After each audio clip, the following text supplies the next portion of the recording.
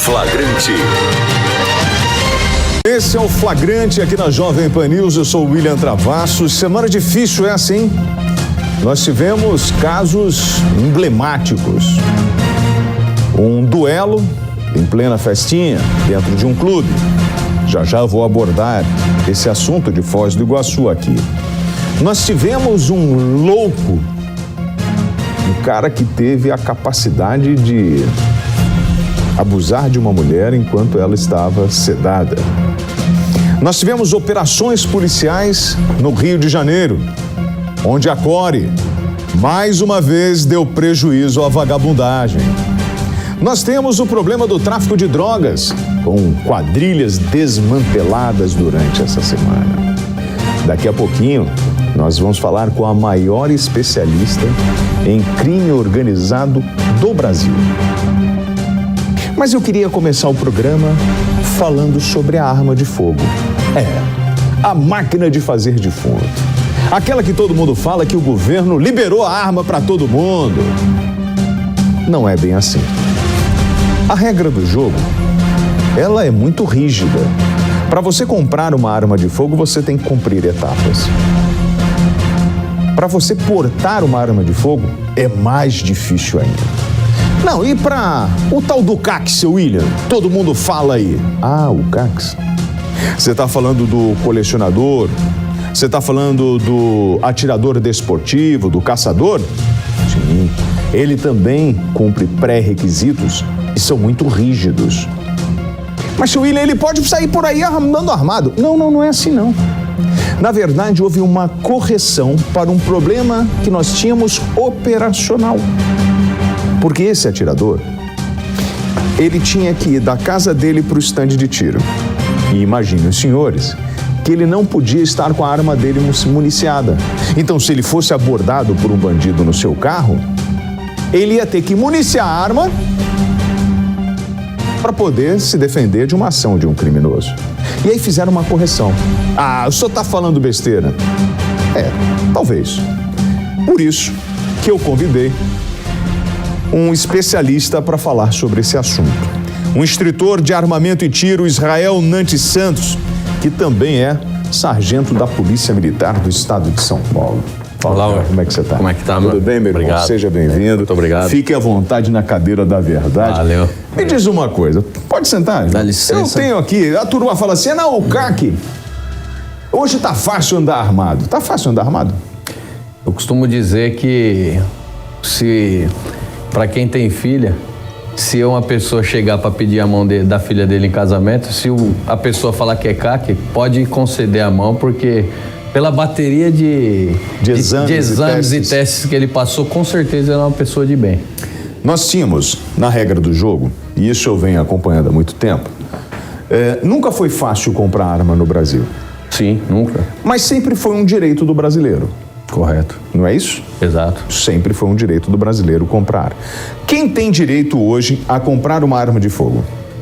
Hoje todo cidadão, desde que ele seja maior de 25 anos, que ele comprove a ocupação lícita dele, ele comprove que ele tem a conduta ilibada perante a sociedade e que seja submetido a todos os testes, tanto psicológicos quanto técnicos, ele tem condições de comprar arma. Por que eu tô falando isso? E eu tenho ouvido muita besteira por aí, né? Falou assim, agora tá todo mundo armado, tá fácil, eu vou ali na esquina e compro. Não é assim. Não é. A gente tá falando do mundo legal, tá, gente? O mundo paralelo, o mundo do crime, é outra história. Eu tô falando do processo legal. O mundo do crime, ele compra na biqueira. Paga 600 pratas num oitão, num 38. Agora, no mundo da lei, para você comprar uma arma de fogo, são os pré-requisitos. 25 anos, você não pode ter problemas com a justiça, você tem que fazer psicotécnico, tem aquele teste que você vai fazendo os pauzinhos assim, vai mexendo. Se você pisar na bola em um teste daquele, você já era. Para além da capacitação técnica em manusear o equipamento. Quem quem dispara, não é a arma, é o cidadão. Para isso, ele tem que estar disposto a portar aquilo e não é uma coisa tão simples como as pessoas pensam. As pessoas costumam falar, que a pessoa que está armada, ela fica mais agressiva. Isso é fato? Totalmente mentira, contraditório. Eu costumo dizer que se fosse fato, dentro da onde eu trabalho hoje, no caso na Polícia Militar, todos andam armados. Então, assim, se fosse fato, nos mataríamos todos os dias. Então, assim, a arma, muito pelo contrário, geralmente a pessoa que passa a possuir armas e a portá-la, ela acaba até se retraindo. Geralmente a pessoa que é explosiva, ela tende a reduzir esse comportamento explosivo e pensar mais antes de agir. É fácil eu me tornar um CAC? Eu ser um atirador, um colecionador ou até mesmo um caçador? Desde que você consiga comprovar todos os requisitos e preencher todos os requisitos, mesmo assim ainda é algo que é moroso. Hoje, para a pessoa conseguir a concessão do CR dela, gira em torno de uns 6 meses. E após isso, ainda, para ela adquirir o armamento, ela vai levar também mais uns 6 meses. Então vamos lá.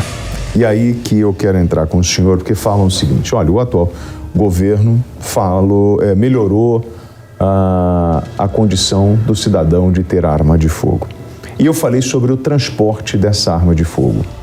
Nós tínhamos problemas técnicos dentro da legislação, como essa que eu falei, de um atirador ou um caçador que está indo para o stand de tiro não poder municiar sua arma. Isso não é um fato? Com certeza. Antes de 2019,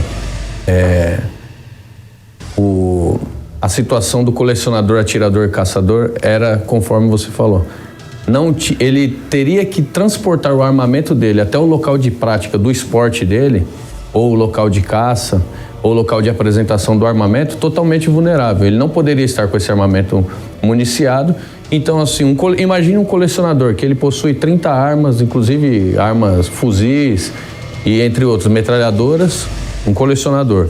Ele teria que fazer esse transporte desse armamento com uma arma, com as armas totalmente descarregadas e sem ter a condição mínima de fazer a segurança desse equipamento no deslocamento. Então, ou seja, ele estava muito mais à mercê do criminoso nesse deslocamento do que nos dias de hoje após os decretos que foram por exemplo, concedidos. Nós temos hoje, o senhor pertence a um stand de tiro, não é isso? Sim.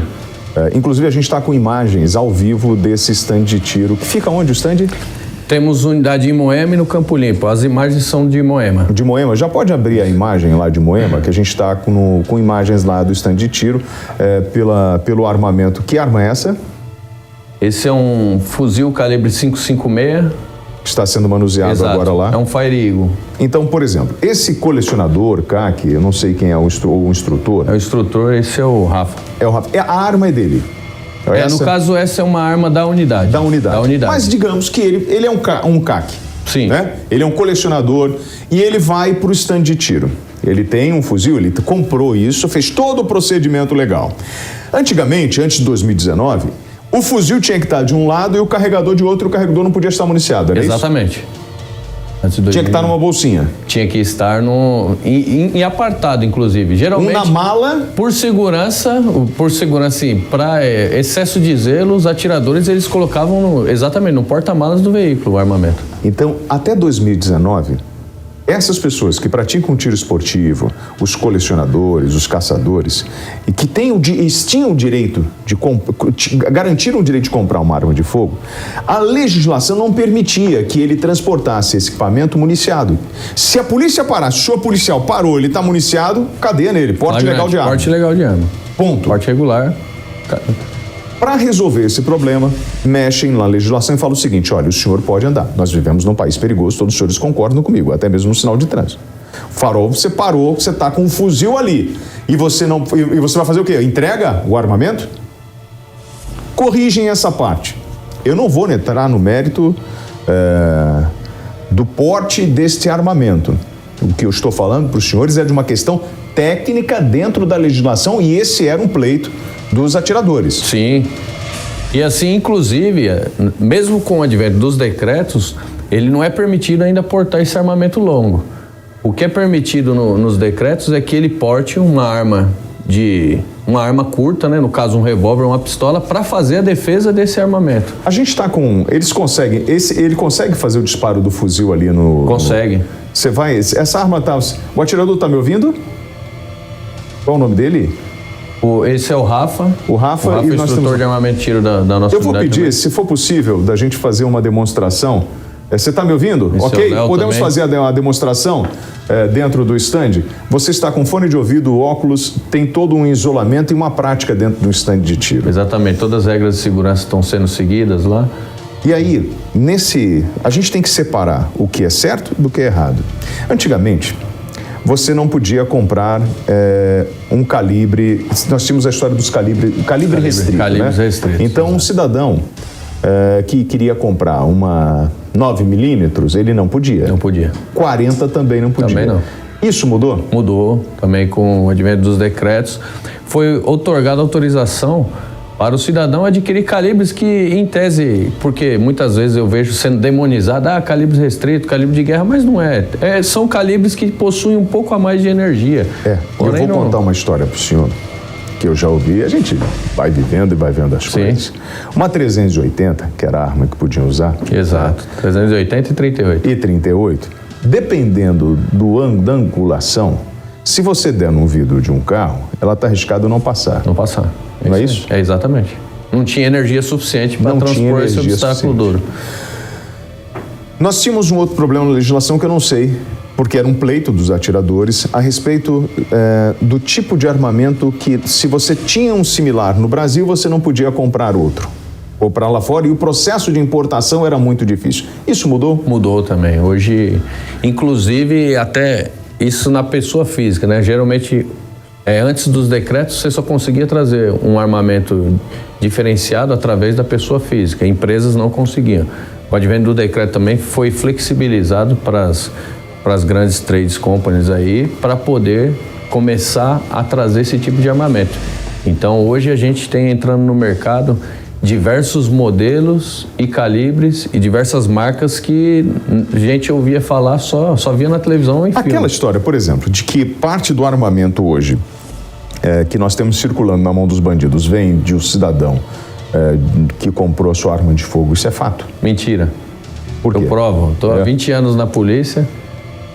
Até hoje eu nunca apreendi um armamento que tenha origem ilícita, que tenha sido, por exemplo, qual é o argumento? Comprado licitamente e estava sendo utilizado para a prática de crime.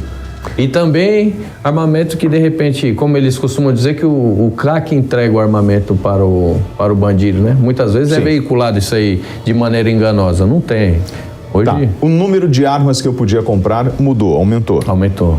Porém, aumentou a minha responsabilidade. Hoje, para eu, por exemplo, eu tenho que provar que eu tenho condições de armazenar esse armamento e dar segurança a esse equipamento na minha casa, não é isso? Exatamente. Inclusive, o Exército Brasileiro, periodicamente, ele faz vistorias nos locais de guarda de acervo e, assim, são bem rígidos. Atenção, atirador pronto. Vamos ao disparo. É um 5.56? É um calibre 5.56, um fuzil. Treinamento. Muitos falam também, as pessoas falam também, eu costumo usar essa expressão, muitos falam, né? Mas é porque a gente está ouvindo no dia a dia sobre o treinamento. Nós vimos um confronto que aconteceu. Vamos ouvir? Tem som? Tem som.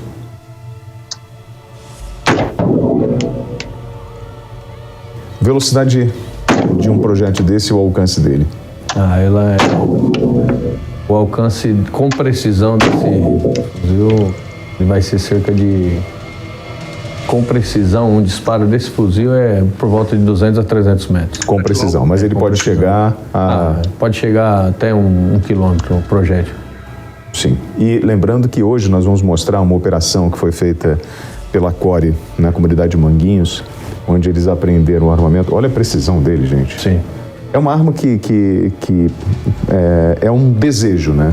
É um desejo. Para o atirador é uma conquista você ter uma arma dessa. O atirador, porque muitas vezes as pessoas confundem, né? Acha que vai comprar uma arma dessa para sair matando as pessoas na rua. E não é. O tiro, ele é um esporte muito saudável. Ele é um esporte que hoje tem pessoas que se utilizam desse esporte para, inclusive, se recuperar de depressão. Ou seja, e é um esporte agradável, ou seja, vai um grupo de amigos lá atirar com armamento desse, geralmente rola aquela disputa sadia. Mas eu não posso chegar lá e falar assim, eu vou atirar. Você tem que passar por... Tem que passar por essa... Pelo curso para poder você fazer... Existem duas maneiras de atirar. Ou você faz todo esse procedimento, se habilita como atirador, né? Como colecionador atirador, ou se você for até o clube, desde que possua um instrutor de armamento em tiro credenciado pela Polícia Federal, mesmo que você não tenha passado, você pode sim fazer o uso do armamento acompanhado desse instrutor no interior da unidade. Agora vamos lá. O atirador, colecionador XYZ, ele vai sair da sua casa e vai para o stand de tiro. Ele pode fazer isso? Sim. Ele precisa de uma guia de trânsito? Precisa. Então vai estar dizendo lá que ele vai de tal lugar para tal lugar. Nessa guia de trânsito, ele pega onde? É assim, é que existem duas maneiras. Existe a guia de trânsito e a guia de tráfego, que muitas vezes as pessoas confundem. A guia de tráfego que é emitida pela Polícia Federal, geralmente é para quem tem a posse de armas. E essa guia de tráfego, ela autoriza simplesmente que você solicita pela Polícia Federal. Ela autoriza uma vez por mês você praticar com aquele armamento que você detém a posse, que foi autorizado pela Polícia Federal. Então, uma vez por mês, ela autoriza que você desloque do seu local de guarda da arma até um clube, pratique e tão somente retorne. Se eu fui ao mercado, não pode. Não está autorizado. Fui na casa da minha tia. Não pode. Esquece. Se a polícia parar e pegar... Vai e volta. Isso aí. Ele tem que estar naquele trajeto. Ele tem que estar naquele trajeto. Ponto. Agora, a guia de trânsito, que é emitida pelo Exército Brasileiro e é concedida ao atirador, o colecionador atirador e ao caçador, ela sim, ela permite que ele desloque até qualquer unidade de prática de tiro. Vou para Atibaia, para um estande em Atibaia. Pode ir, vai ir com ela. Mas eu não posso ir para Sorocaba. Pode. Não, se o meu trânsito... Eu posso ir para qualquer lugar? Sim, você pode ir para qualquer clube de tiro. Mas eu tenho que ter um destino de um clube. Tem que ter o destino de um clube. Posso ir me encontrar 3 horas da manhã com um equipamento desse? Não, encontrar 3 horas da manhã? Para sair? Se estiver, é assim... O que autoriza a utilizar esse armamento? A estar nas ruas portando esse armamento? Eu não posso portar. O armamento longo não pode portá-lo, pode transportá-lo. Sim. Mas imagine que eu estou com armamento longo e com uma arma curta deslocando até o local de prática do meu esporte. Então, se, por exemplo, essa pessoa é filiada a um clube 24 horas, ela pode estar 3 horas da manhã transportando o seu fuzil e portando uma arma de porte em deslocamento, nesse curso de deslocamento até o clube. Porte de arma. Quem dá é o superintendente da Polícia Federal. É isso? Exatamente. Você vai pedir lá na Polícia Federal. Comprou tua arma, passou pelo processo de compra da arma. Vai na loja, comprou. Comprei. Agora eu quero portar a arma. Como é que hoje o cidadão consegue fazer isso? É possível? E quem dá essa autorização? É o superintendente da Federal? Quem concede essa autorização é a Polícia Federal. Mas assim, eu vou falar, não é algo fácil. Então, assim, aquele mito que existe... Quais são os pré-requisitos para hoje você ter um porte de arma no Brasil? São basicamente os mesmos para você se tornar um colecionador, atirador e caçador. São os mesmos pré-requisitos.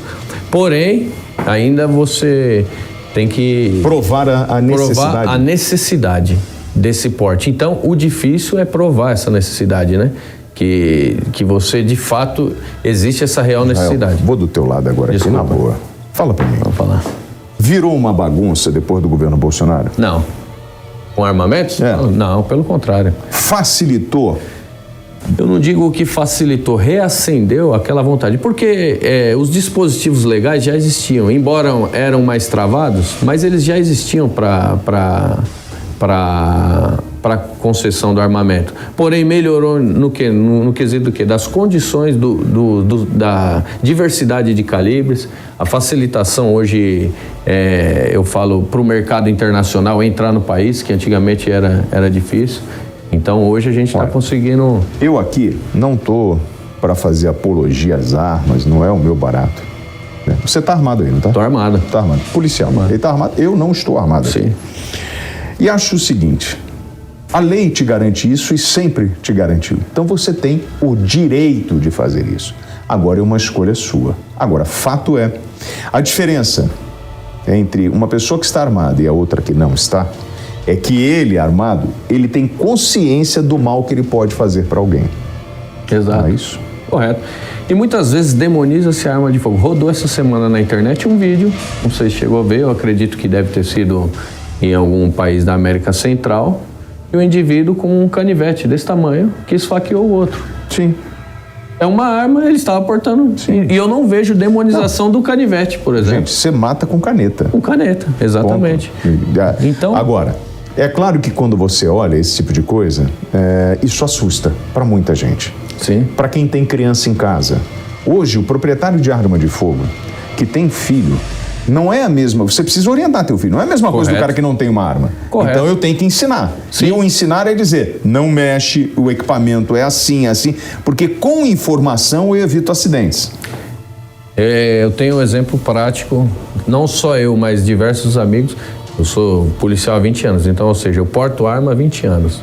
Meus filhos, todos têm contato com arma desde que se entendem por gente. Desde que começaram a ter consciência, tem contato com armas. E eu vou falar assim, se o meu filho encontrar uma arma, eu não deixo, tá? Alcance, de fácil acesso. Porém, se meu filho encontrar uma arma em cima do balcão, em cima da mesa de centro da sala, ele vai correr, vai me chamar e falar que a arma tá lá.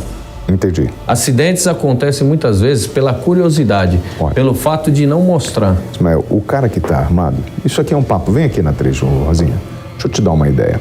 O cara que tá armado, quando ele chega no restaurante, ele nunca tá de costas pra porta. É isso aí. Nunca. Ele não sai do carro dele ou da casa dele sem olhar para os dois lados. Ele está 24 horas ligado. É responsabilidade. Como eu disse, ele sabe o mal que ele pode fazer. Não é um brinquedo. Não é na bagunça, como muita gente tenta colocar aí, dizendo que, na verdade, nós estamos facilitando, ou melhor, que o governo brasileiro facilitou a compra de armas ou de calibres. Não. O que nós tivemos, na verdade, foram alguns ajustes dentro da legislação, corrigindo alguns trâmites que colocavam em risco as pessoas que estavam manuseando esse tipo de equipamento. Pode ser um calibre 22 ou pode ser um 45. Os dois tiram a vida. É mentira? Exatamente, exatamente. Tudo depende da má intenção do operador. Ponto. E para você ter certeza que esse operador não é um louco, um lunático e não vai sair atirando em todo mundo, que eu tenho. Você senta de frente para uma psicóloga. Sim, com certeza. Senta, faz os testes e, por incrível que pareça, muitas pessoas acham que é fácil esse teste. Não é. Eu tenho bastante clientes que são reprovados. Não, porque o cara falou assim, não, vou lá e compro, agora tá fácil, vou lá, vai lá comprar, vai lá, irmão, vai lá ver o que você vai ver, vai fazer o teste. E o índice de reprova é alto. E quando é reprovado, não vai acessar a arma. E aí, não é só quando o cara fala assim, mas e agora a pessoa que mora em fazenda, que mora no meio do mato? A gente tem que entender que esses equipamentos, a gente está vendo aí um 38 ou um 45, não sei, ali. Esse é um 357. Um 357. 2357. Nós mostrou ali uma calibre 12. Cada tipo de equipamento, ela tem um jeito, uma característica que atende ao atirador. Exato. Ao colecionador. Ao esporte. Ao esporte que ele está praticando. Sim. Não é isso? Exato. Arma para defesa pessoal. Aí fala assim, qual é a melhor arma para defesa pessoal? Você vai entrar na internet e tem um monte de gente que fala, é a pistola, é o revólver. Isso é de acordo com cada um. De acordo com o atirador, com o equipamento que ele melhor se adaptar e com o que ele melhor tiver treinado, né? E aí o senhor falou numa palavra certa. É treinar. Isso é treinamento. É o que eu costumo dizer. Nós, lá nos clubes nossos, frequentemente nós oferecemos aos clientes workshops. E lá nós explicamos toda a parte legal, quais são os limites, qual que é o horário que ele pode estar, qual a situação que ele pode estar portando essa arma, quais são as consequências legais se ele se envolver numa ocorrência. E o principal, estar sempre atento. Ele tem que estar sempre atento, que é o que você falou. Eu costumo dizer o quê? A arma não combina com o celular. Se você vive no mundinho aqui dentro do celular, esquece. Então nem importa. E assim... Nem desloca com ele. A gente tem a imagem do filme de Hollywood, né? Sim. Que o cara aponta, aí vai aquelas coisas em câmera lenta. Boom. Matrix. O cara vai pro stand de tiro e ele faz o seguinte, ele para, respira. Pá! Peraí. E acertei o alvo! Na vida real, uma troca de tiros dura de 2 a 3 segundos. Exatamente. O alvo está em movimento e na maioria das vezes ele está atirando em você. E é próximo. E é próximo. Bem próximo. É um do ladinho do outro. Sim. Então assim, se você não tem conhecimento sobre o equipamento ou sobre toda a tramitação de armamento no Brasil, não sai por aí falando besteira. Porque o que eu estou ouvindo hoje é um monte de gente jogando conversa fora e endemonizando todo um grupo, né, de atiradores, de caçadores, de gente que leva isso a sério. Isso Sim. não é brincadeira. Então, é a hora da gente entender que, assim, existe na legislação uma possibilidade do cidadão brasileiro adquirir arma de fogo. Então, isso não é coisa de bandido, isso não é coisa de maluco. Você pode, mas lá nos Estados Unidos tem muitos casos. E tem. Sim. Lá é fácil. Sim. Muito mais fácil. E lá, geralmente, a pessoa não é submetida aos testes rigorosos que aqui. Que nós fazemos aqui. Ou seja, nós somos muito mais cautelosos com relação a entregar, ou seja, o governo se preocupa muito mais em entregar, quando vai entregar a arma na mão de um cidadão, do que lá. Bom, o papo, o Israel, era justamente para a gente mostrar isso. Eu queria agradecer a você, a turma do stand aí, porque é importante a gente trazer esse tipo de informação para acabar desmistificando, né? A gente tem que mostrar o que realmente é. Não tem que ficar ouvindo história e acreditando em um monte de balela. Não. Tem gente séria fazendo isso. Está na legislação. Se está ali e eu tenho o direito, ponto. Agora, para mim, eu acho que aumenta o risco você andar com um troço desse, irmão. Principalmente numa realidade como você tem no Rio de Janeiro. Você pode bater de frente com um bonde onde você tem 4 caras de fuzil. Não dá para encarar. Com uma pistola não vai resolver seu problema. Dá? Não dá. E eu tenho certeza já. Você é um polícia. Sim. 20 anos. Tem lugar que você não vai armado. Não, eu ando 24 horas direto, mesmo. Então tem lugar que você não vai. Até no banheiro, meu. Mas tem lugar que você não vai. Então, todos os lugares eu vou armado. Nada, para. Vou. É mesmo? Aí, tá legal, tu vai pro Rio de Janeiro de carro? Eu não vou pro Rio de Janeiro. Você não vai pro Rio de Janeiro. Lindo, claro. Ele vai pegar o carro lá, vai lá, vou andar armadão. Mas é assim, é que tem algumas escolhas que a gente faz na vida, principalmente por conta da missão aí do meu trabalho fora como policial, que eu não tenho condições de não andar armado. Entendi. Eu tenho que andar atento 24 horas e em condições, se alguém vir colocar minha vida em risco, de eu poder defender. Reagir e defendê-la. Não é fácil, gente, ser um policial ou portar uma arma de fogo. Sim. Como eu disse, são 24 horas de atenção, com a certeza de que o tempo pode mudar em frações de segundo e você precisa estar atento para poder responder. Bebida alcoólica? Nem pensar. Nem pensar. Nem pensar, não se mistura, né?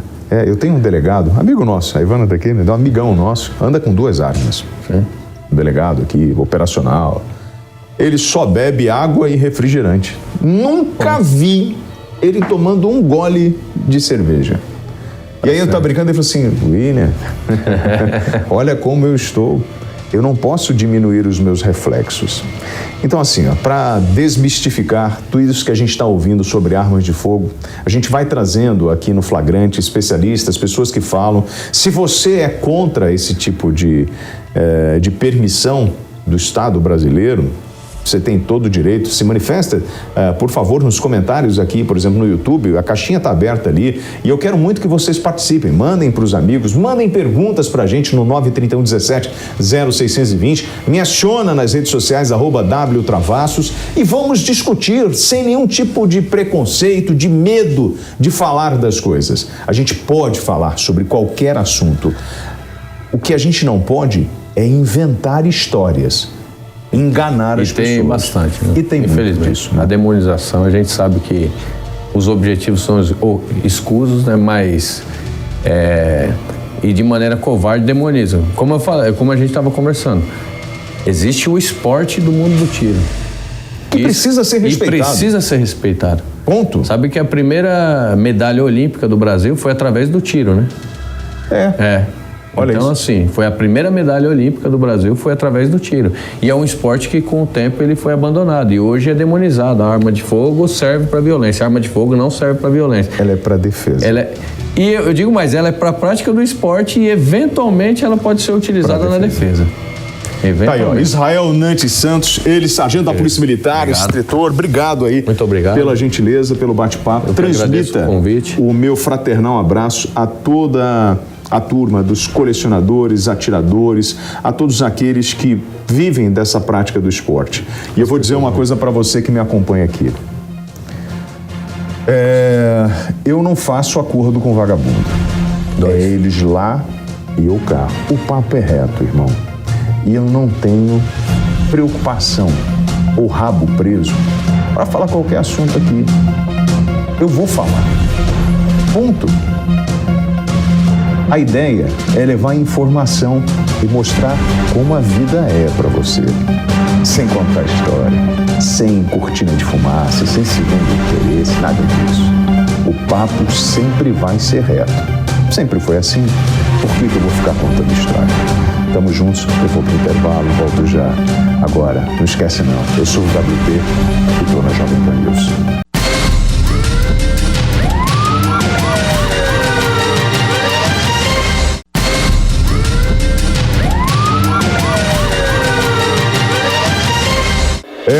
Turma, vocês são maravilhosos. A gente está acompanhando o crescimento do programa Flagrante, mas isso é muito em função dos senhores, das senhoras que me acompanham aqui todo sábado mandando sugestões. Eu queria mandar um abraço aí para a turma de São Lourenço. Eu encontrei a dona Márcia outro dia aqui em São Paulo, ela veio fazer um tratamento. Ela falou, senhor William, todo sábado eu acompanho o Flagrante, o senhor manda um abraço para mim? Olha, dona Márcia, que a senhora se recupere o mais rápido possível. Muito obrigado pelo carinho, um fraternal abraço para a senhora, mandando também aí um carinhoso abraço para vocês que acompanham a gente através da Parabólica, da Panflix, você que está aí no YouTube. Muito obrigado por esse apoio de todo final de semana aqui. E compartilhe o link com os amigos, tá bom? Olha aqui, gente, o tráfico de drogas, a gente vem batendo muito nessa tecla.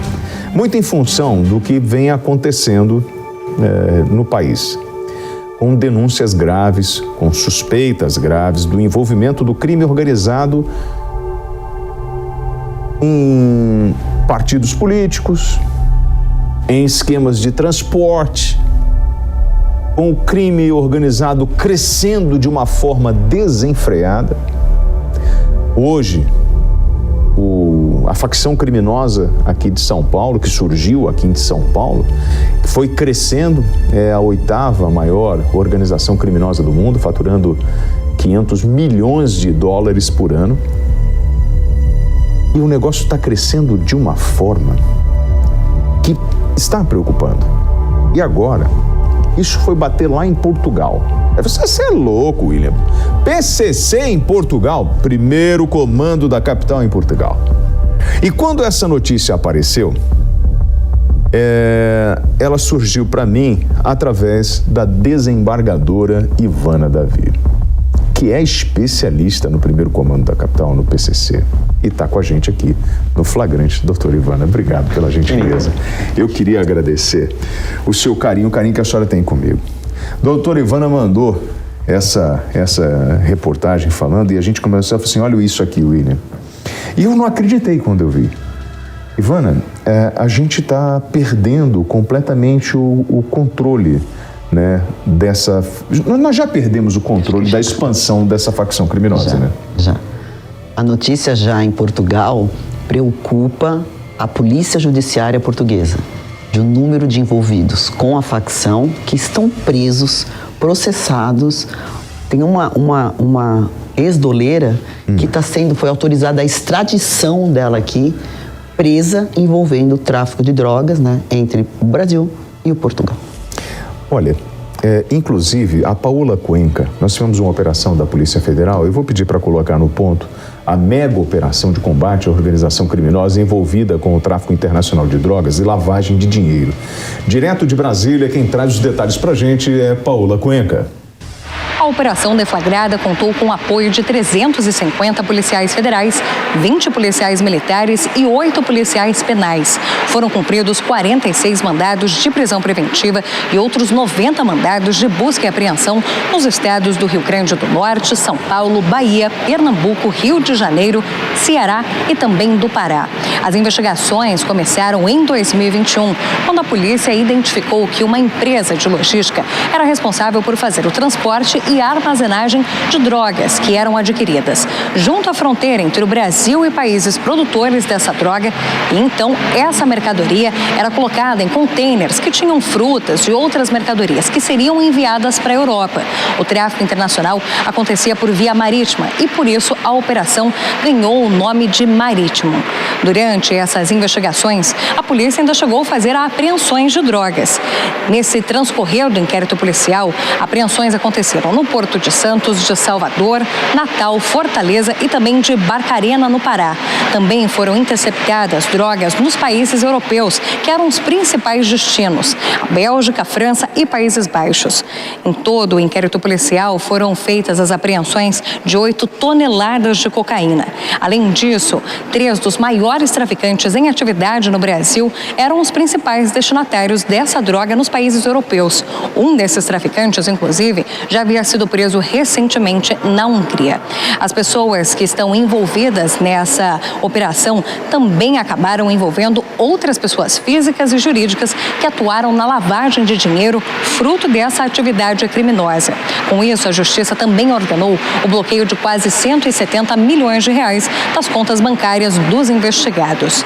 As pessoas envolvidas nesse crime podem responder perante a Justiça por organização criminosa, tráfico internacional de drogas, lavagem de dinheiro, entre outros crimes que ainda estão em apuração pela Polícia Federal. De Brasília, Paola Cuenca. E aí, essa semana, doutora Ivana, eu ouvi um vídeo, ou melhor, assisti um vídeo, em que uma cantora fala o seguinte: acho que proibir as drogas não se faz com que as pessoas parem de usar. Em vez de estarem colaborando com essa guerra na favela, que só mata o pobre, gente que não tem nada a ver com isso e só deixa rico esse povo que não paga imposto e que lava dinheiro. Tinha que virar empresa, gerar emprego. Sou a favor de virar tudo uma empresa legalizada. Declarou a Anitta, ainda pede para que o pré-candidato Luiz Inácio Lula da Silva apoie essa decisão. Pois bem, as pessoas, elas têm consciência do que nós estamos enfrentando ou não? Acho que talvez, William, obrigada pelo convite, você é um amigo, um parceiro, tenha desconhecimento talvez da profundidade, né, e o significado de tudo isso, né, do que é o tráfico de droga para a sociedade, principalmente para o Brasil, né, que enfrenta isso, agora faccionada, desde 2006, 2002, 2004, onde a facção aparenta, enfrenta, assume, né, o seu papel. E o que significa o tráfico de droga na sociedade, né? São posicionamentos que, logicamente, cada um tem o seu, a gente respeita, mas traficar entorpecente, aquela ideia de que o traficante é bondoso, que ele ajuda a sociedade, é um grande engano. O tráfico sempre foi um crime, no nosso país é um crime grave, com pena de 5 a 15 anos de reclusão. E essa ideia de que se liberar a droga, você combate tráfico de entorpecente, a gente teve países, inclusive aqui na América do Sul, que já tentaram isso, e inclusive até o crime de homicídio teve um aumento. Enfrentar, combater tráfico de entorpecente é muito mais profundo, né? Precisa de muito mais força e envolvimento político do que simplesmente liberar o uso de entorpecente, né? O tráfico de entorpecente, o Brasil é o 8º, tem, né, um lucro de 500 milhões de dólares, é muito dinheiro, né, de atividade ilícita e que logicamente alimenta outros tipos de crime. Então, ao nosso sentir, né, falar sobre liberação, falar sobre o tráfico de entorpecente virar uma empresa, ao nosso sentir, não se coaduna com a nossa realidade. E aí, é importante a gente trazer a senhora, e a senhora é uma referência, né, no estudo da facção criminosa e do avanço do tráfico de drogas no país, O PCC, por exemplo, quando a gente começou a falar sobre Portugal, ele começa a surgir nos anos de 2009. Não é isso? Que ele começa a sair do Brasil? Isso, as notícias que a gente tem de investigação, porque como que nós vamos descobrindo isso? Graças à Polícia Judiciária, a Polícia Civil e a Polícia Federal, que tem, né, essa atribuição, inclusive fora do nosso país, ela começa nas investigações, e nas investigações internacionais, que afeta a Polícia Federal, ela troca informações com outros países, né? Existe todo um trabalho, uma conexão, inclusive de troca de provas, onde, logicamente, o criminoso atravessa de um país para o outro e tem essa facilidade, né? E as polícias que estão investigando aqui no Brasil trocam informações com a polícia de Portugal, com a polícia da Europa. E lá, em 2009, a Polícia Federal começa a ter essa informação e a Polícia Judiciária de Portugal começa a prender indivíduos brasileiros faccionados traficando drogas no país dele. E aí começa a chamar atenção, e essa troca de informação, a gente sabe que nós temos uma fronteira molhada de 5.000 quilômetros, né? Uma fronteira seca de 17.000 quilômetros. O Brasil não produz cocaína. A cocaína entra, né, pela Bolívia, Colômbia, vem, atravessa o nosso país, que nesses 5 portos mais importantes, São Paulo, Pará, Vitória, Paraná, né? A droga sai e atinge o continente europeu, o continente africano e o continente europeu, como a gente tem percebido e até enfrentado e presos, tanto aqui no Brasil, quando se sai ou quando a droga entra, como também em Portugal, quando a droga chega e com as informações, o container é encontrado, interceptado e a droga prendida. E aí eles vão encontrando, né? Já pegamos aqui no Porto de Santos, acho que em torno de 200 quilos que estavam presos ao navio, né? No fundo do navio. Então o mergulhador foi lá e chumbou, o radar apontou, falou, tem alguma coisa estranha, vai lá e acha. Eles acham 200 quilos de entorpecente. Eles vão estar sempre tentando encontrar um jeito de levar a droga para lá. Nesse caminho que a doutora Ivana falou, quando sai da Bolívia, da Colômbia e vem aqui para o Brasil, existe uma calculadora. Atravessou a fronteira, bateu aqui em São Paulo, você multiplica por 8. Não é isso, doutor? Isso. Quando eu consigo mandar isso para a Europa, eu multiplico por quanto o meu dinheiro? Salvo o melhor juízo, 2.000% de lucro tem quando a droga sai do Brasil e entra na Europa. Se eu conseguir colocar no Oriente Médio? Quanto mais a droga quanto mais distante, ela vai valorizando mais. O lucro de droga é o maior lucro, é um negócio, entre aspas, porque não é um negócio, é um crime, né? Coloque-se bem que tráfico de droga, que mais dá lucro no mundo. E aí, na fala da cantora, tem uma coisa que você tem, sim, um fundo de verdade, que é o pobre que está morrendo na favela, nesse confronto.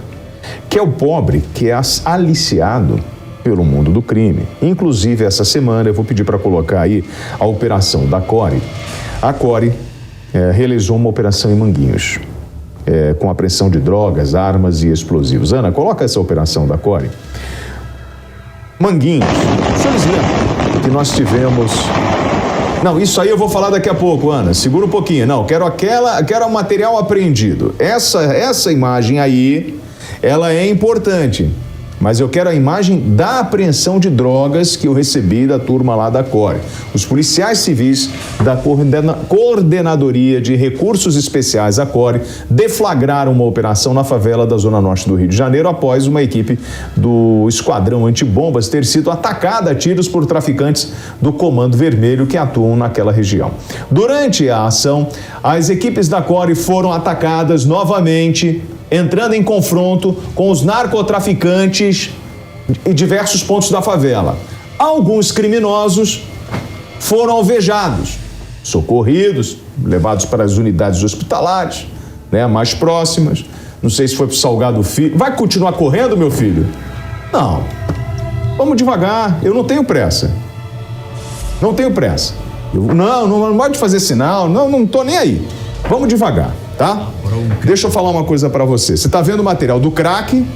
Tem crack, cocaína, maconha, cheirinho da loló. Tem tudo, ó. Crack de 10. Tem foto de artista. Eles fazem de tudo, irmão. Tem o tradicional radinho, tem a pistola. 2 traficantes foram presos em flagrante durante essa operação? O senhor Carlos Alberto de Carvalho Cesário, 23 anos, preso em flagrante com grande quantidade de drogas pelo cumprimento de um mandado de prisão preventiva por roubo majorado. E o outro, mais cascudo, de 30, o Vitor Marques de Oliveira, de 30 anos, também em flagrante com entorpecentes, os dois beiçudos lá. Uma enorme quantidade de entorpecente, crack, maconha, cocaína, você tá vendo, granadas, 6 pistolas, diversos carregadores, munição, rádios, transmissores e roupinhas camufladas. Eu recebi a foto dos defuntos, né, mano? O quê? Não dá pra mostrar pra vocês. Os caras que reagiram foram entupidos lá porque estavam tentando. Foram atacar. E eles fazem isso. Manguinhos. Olha pra mim, ô Rosinha. Deixa eu te dar uma ideia. Eu falei aqui, quando os 28 mortos do Jacarezinho. Lembra dos 28? Lembra disso. 27 vagabundos e um policial. Eu falei que os caras pulavam igual pipoca, de um lado para o outro. Quando tem operação no Jacarezinho, eles vão para Manguinho. Quando tem no Manguinho, eles vão para o Jacarezinho. Por isso ocupou o Jacaré. Tá mais difícil para eles. Só que a facção lá de Manguinhos é Comando Vermelho, que é uma das mais violentas do país. Não é, Ivana? É muito... Eles são ruins. São. Não são caras legais. Não, são sanguinários, né? Tem sanguinários. Esse perfil, como Sinaloa, que também tem esse perfil violento, né? É isso. Eles vão tentar trocar. Eles vão tentar. Eu não consigo mostrar para você as imagens, não consigo. Aí, eu tenho um coelhinho vermelho. Você sabe, meu coelhinho, na verdade, é um coelhinho branco de olhinho vermelho. Ele roda muito. Esse garoto, sabe? E aí eu tô pegando aqui no celular que é para eu não cometer besteira. O que aconteceu? Me dá a imagem dos fogos, Aninha. Daqueles fogos lá. Pode rodar a imagem dos fogos, Ana? Isso aí, aumenta aí, ó. Você tá vendo?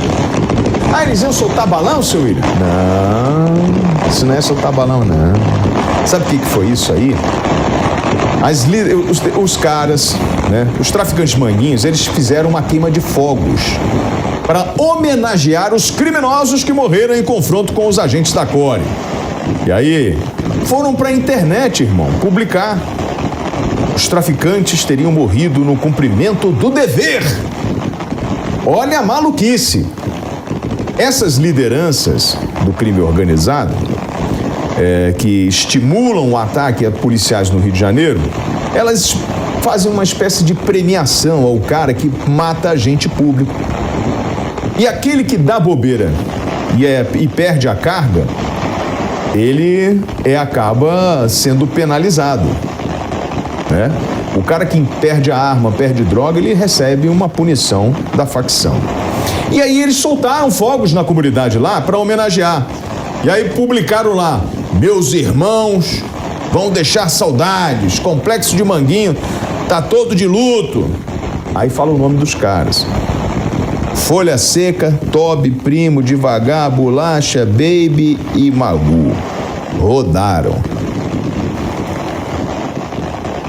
Mas o que está por trás disso que é o que me preocupa.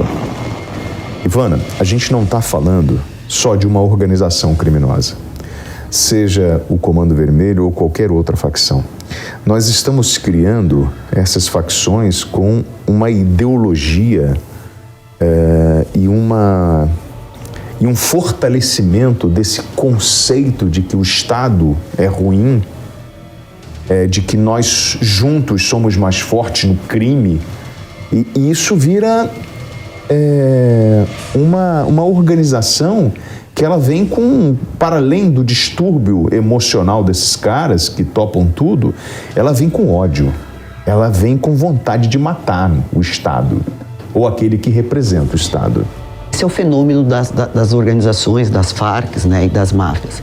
Elas se colocam, e quando a gente estuda o estatuto do PCC, por exemplo, o próprio Comando Vermelho, Terceiro Comando Puro, que é uma outra facção que divide o Comando Vermelho lá no Rio de Janeiro, que eles trabalham, ou que o papel deles, ou a missão, como eles gostam de usar, é lutar contra a opressão do Estado. Então, o perfil é sempre que o Estado oprime o preso ou aquele indivíduo que é faccionado.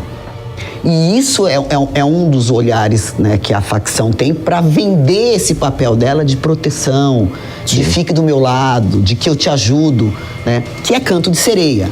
Logicamente que não protege nada e ao final, se você não cumprir as regras da facção, ele te mata.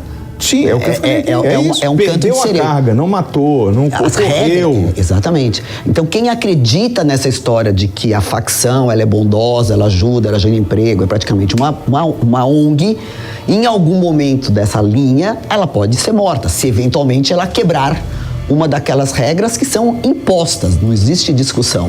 E o outro ponto que a gente percebe é esse glamour de hipervalorização, né? Quando, por exemplo, acontece um óbito, quando compra um carro, né? O crime organizado, ele vende essa ideia para a sociedade, ele empodera aquele indivíduo. Ideia de família, exatamente, ideia de prosperidade. Que eu vou te dar tudo, né? Desde que você cumpra as minhas regras. E a sociedade, às vezes desatualizada, necessitada, o jovem, né? Tudo isso atrás de dinheiro, de poder, entre aspas, de força naquela sociedade. Ele é forte, ele tem uma certa... ele é amado por aquela sociedade, ele acaba se envolvendo nessa situação, só que chega uma hora, eles duram muito pouco, eles morrem muito cedo. E dá para ele aquela sensação de estar protegido. Exatamente. E aí, Ana, eu vou fazer uma pergunta. A gente tem as imagens que eu te mandei sobre os baleados lá. Mas eu pergunto, você colocou blur nas imagens? Você está com blur? Dá para colocar a imagem, gente? Não tá muito forte? Não? Então tá. Então, assim, essa rapaziada que tenta a sorte, o caminho é esse aqui, ó. Tem som? Porque o que eu ouço? Eu ouço familiares gritando. Aumenta o som. São as pessoas, os bandidos sendo socorridos. Gente, mataram o menino, gente. Querem deixar socorrer o menino. Essa é a realidade da favela, tá? Filho da... Gente, olha o que eles estão fazendo. O crime, ele propõe essa proteção, essa ajuda financeira, mas falta para o jovem a visão de que ele não tem o peito de aço, de que ele não é mais forte do que o Estado e que uma hora ele vai preso ou vai ser morto. Ele nasce nessa rotina, ao contrário das outras pessoas que não vivem essa rotina. Para nós é estranho enfrentar uma situação, né, de guerra, de beligerância. Sim. Porque a nossa rotina não é essa. Nós moramos numa cidade urbana, não existe tiroteio, você não acorda de manhã e vê um corpo na porta Sim. da sua casa. Os jovens que vivem nessas comunidades, eles nasceram nesse ciclo de violência. Né?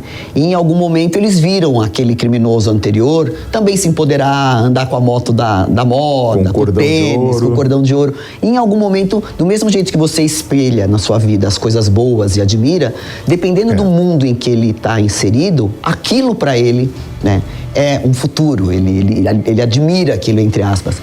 E, logicamente, acaba sendo envolvido. O tráfico gosta de jovens, né? Os jovens se envolvem, são captados pelo tráfico de entorpecente. Eles usam a juventude, que é mais corajosa, mais impetuosa, menos responsável, na medida de que todos nós já fomos jovens. Mas acabam, né, morrendo muito cedo. A gente percebe no sistema carcerário, né, que hoje se entra muito cedo, com 18, 19 anos na prisão, né?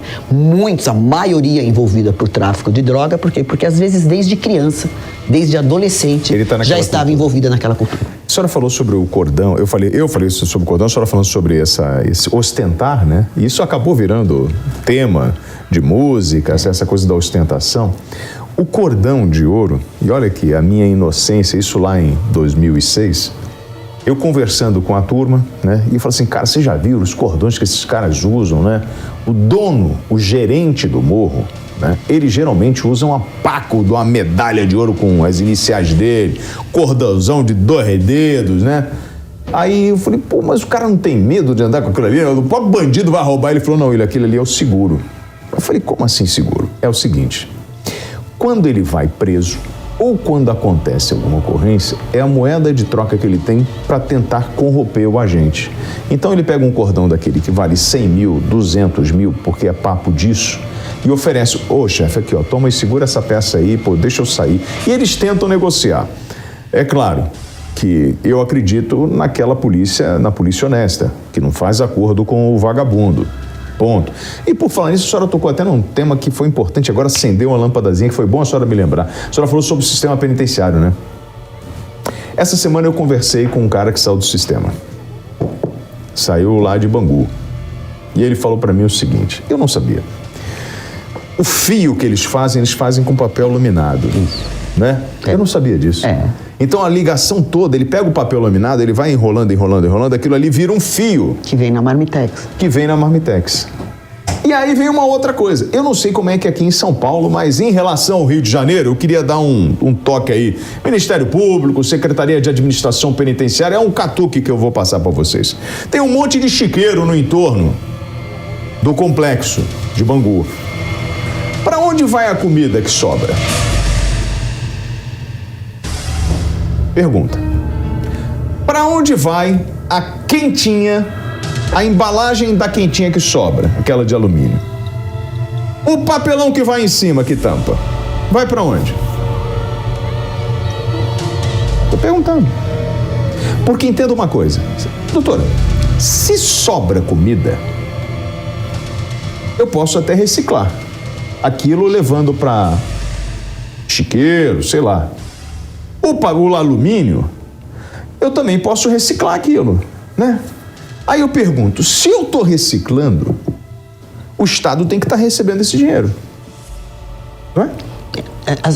Pelo menos aqui em São Paulo é tudo feito por licitação. Então nós temos empresas que fazem isso. E logicamente é por isopor já, né? Ninguém já usa não é mais alumínio, porque é uma guerra assimétrica, como eu digo. Você dá um passo, o mundo criminoso está 2 na sua frente, né? E o desafio é chegar antes. Então, hoje, já muito tempo já foi de alumínio. Eu visitei cadeia, pedia para abrir exatamente para ver o que tinha lá dentro. Então, as empresas, né, que servem, é uma licitação, a empresa ganha a licitação e vai dividido. São Paulo tem 178 presídios, né, estabelecimentos prisionais. É muito dinheiro que movimenta, né? É muito dinheiro, mas é licitado. A Secretaria de Assuntos Penitenciários é quem tem, né, a verba destinada para isso. E a comida que sobra, os próprios presos no sistema prisional, né, eles recolhem isso. Existe na cadeia uma situação que chama recorte. Recorte? Recorte. Não é por outro motivo que as visitas levam aos finais de semana alguns temperos, né, que a gente não vai falar o nome. Sim. Por quê? Porque segundo a população carcerária, a comida vem sem gosto. Por quê? Porque é uma comida feita para centenas de pessoas, industrial. Né? Então, eles fazem o que a gente chama de recorte. A comida chega para o preso, aí ele retempera, como diria a nossa avó, aquela comida para dar uma particularidade no sabor dela, né?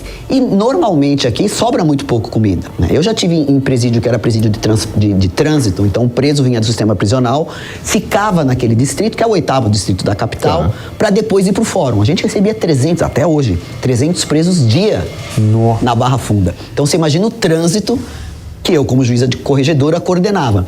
E como o preso não morava naquele 8º, que ele só estava de trânsito, quando a massa saía, o 8º DP ficava um lixo, porque a comida que eles comiam, eles jogavam tudo fora e ficava ali jogada no pátio do presídio. Nos estabelecimentos prisionais, não, porque ele mora lá, então ele não vai deixar comida lá, porque o rato vem.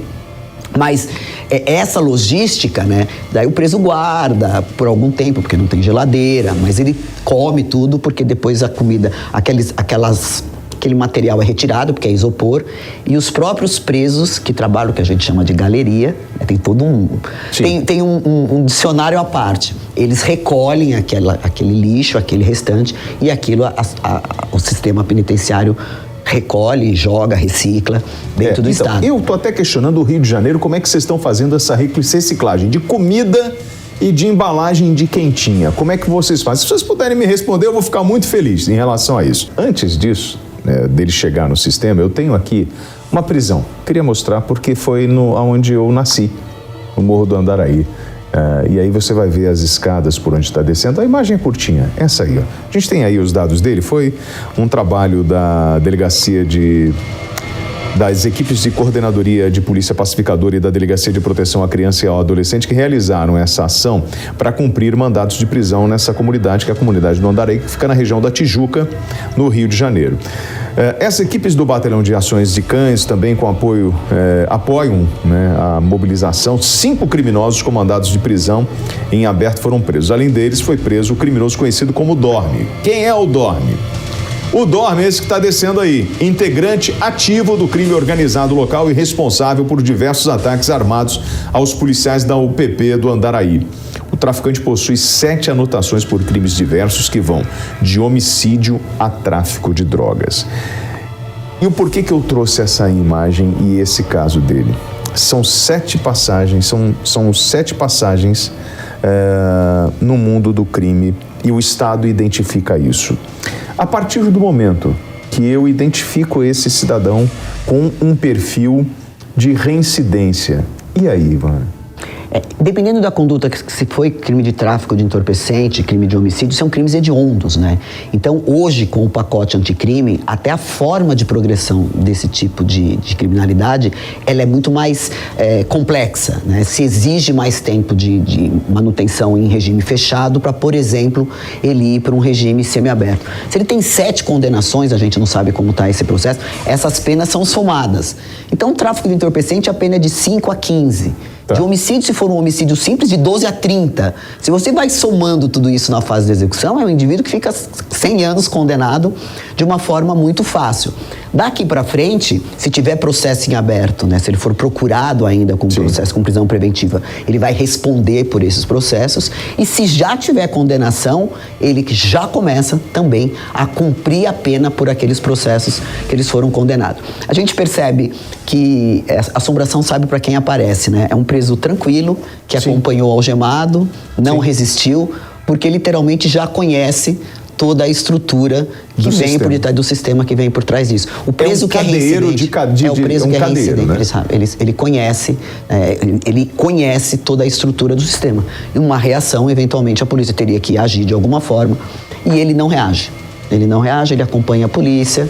E ele já sabe que vai para o sistema, lá no sistema o Comando Vermelho dá o apoio para ele. Dependendo da facção que ele fizer parte, ele vai para o presídio. E ele já diz, né? Quando chega no sistema, ele já fala. Já é questionado, ó, você é faccionado? Até porque se o sistema manda ele para um presídio onde é uma outra facção, por exemplo, o Comando Vermelho e o terceiro Comando Puro, são facções que se degladiam.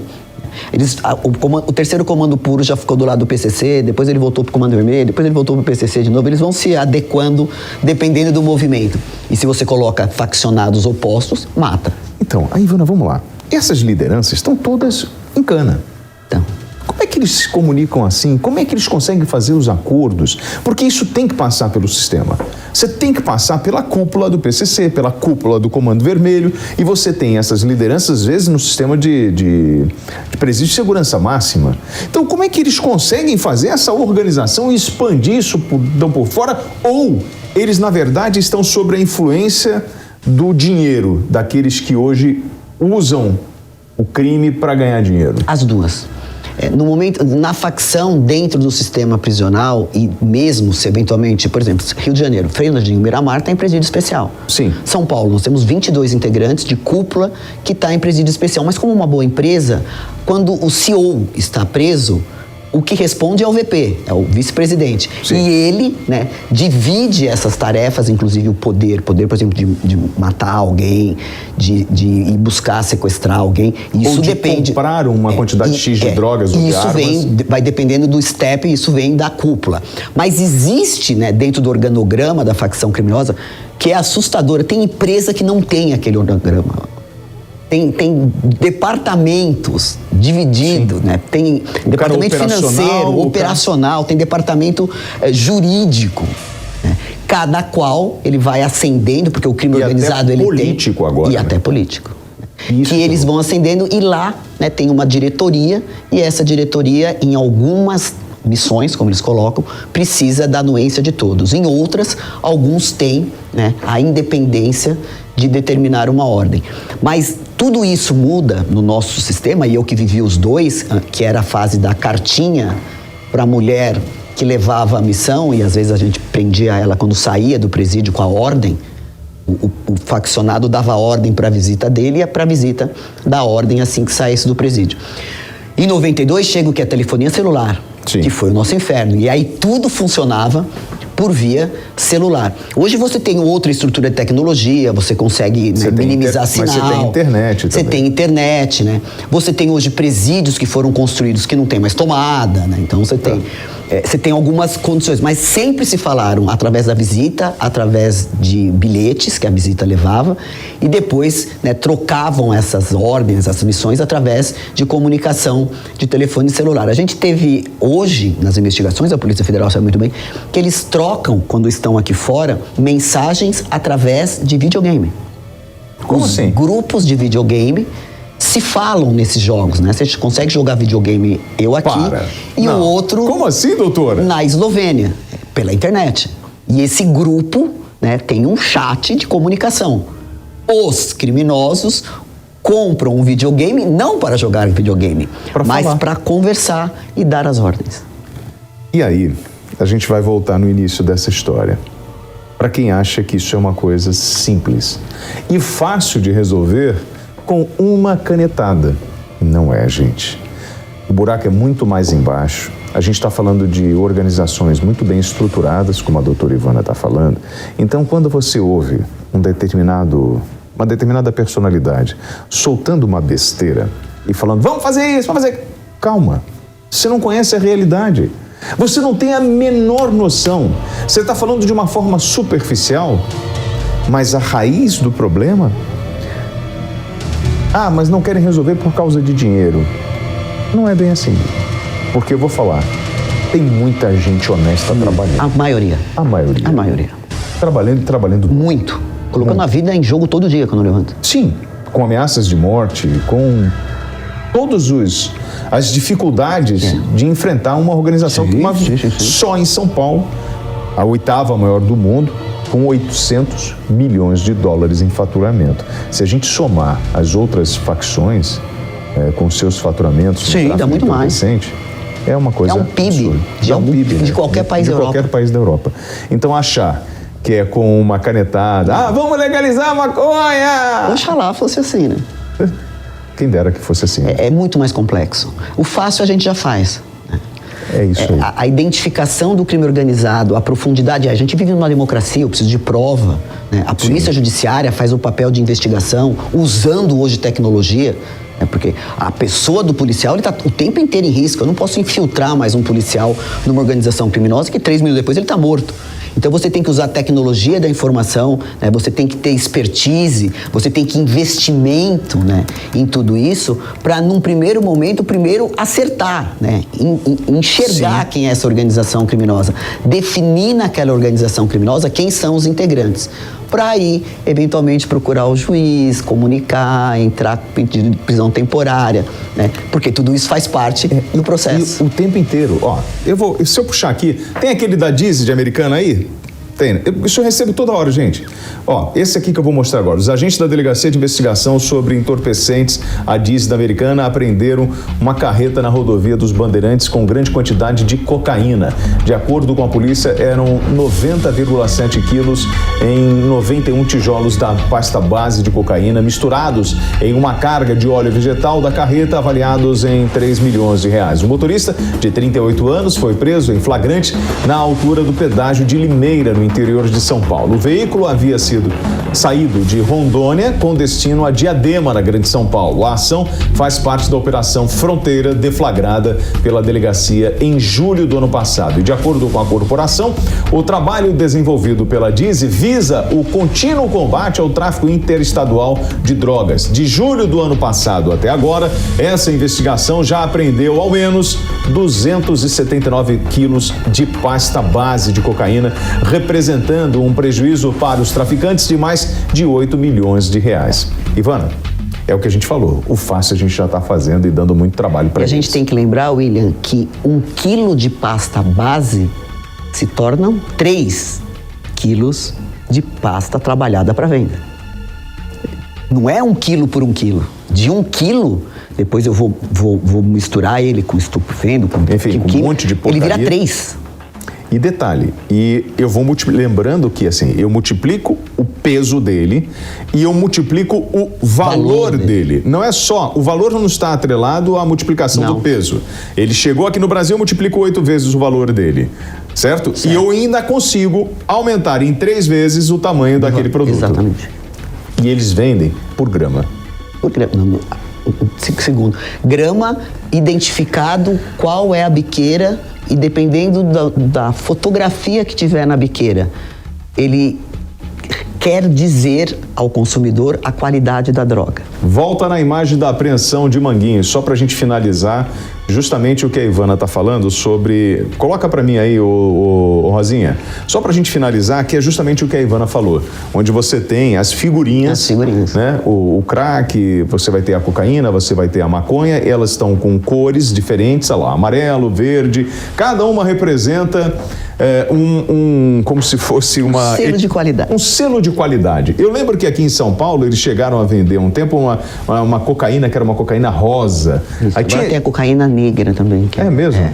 Então assim, eles vão inventando, gente. É uma empresa, é um business, é negócio que vai usar sim o jovem pobre da periferia. É claro que tem muito filhinho de papai que entra nessa loucura também porque não quer trabalhar e acha que o mundo do crime é um bom negócio.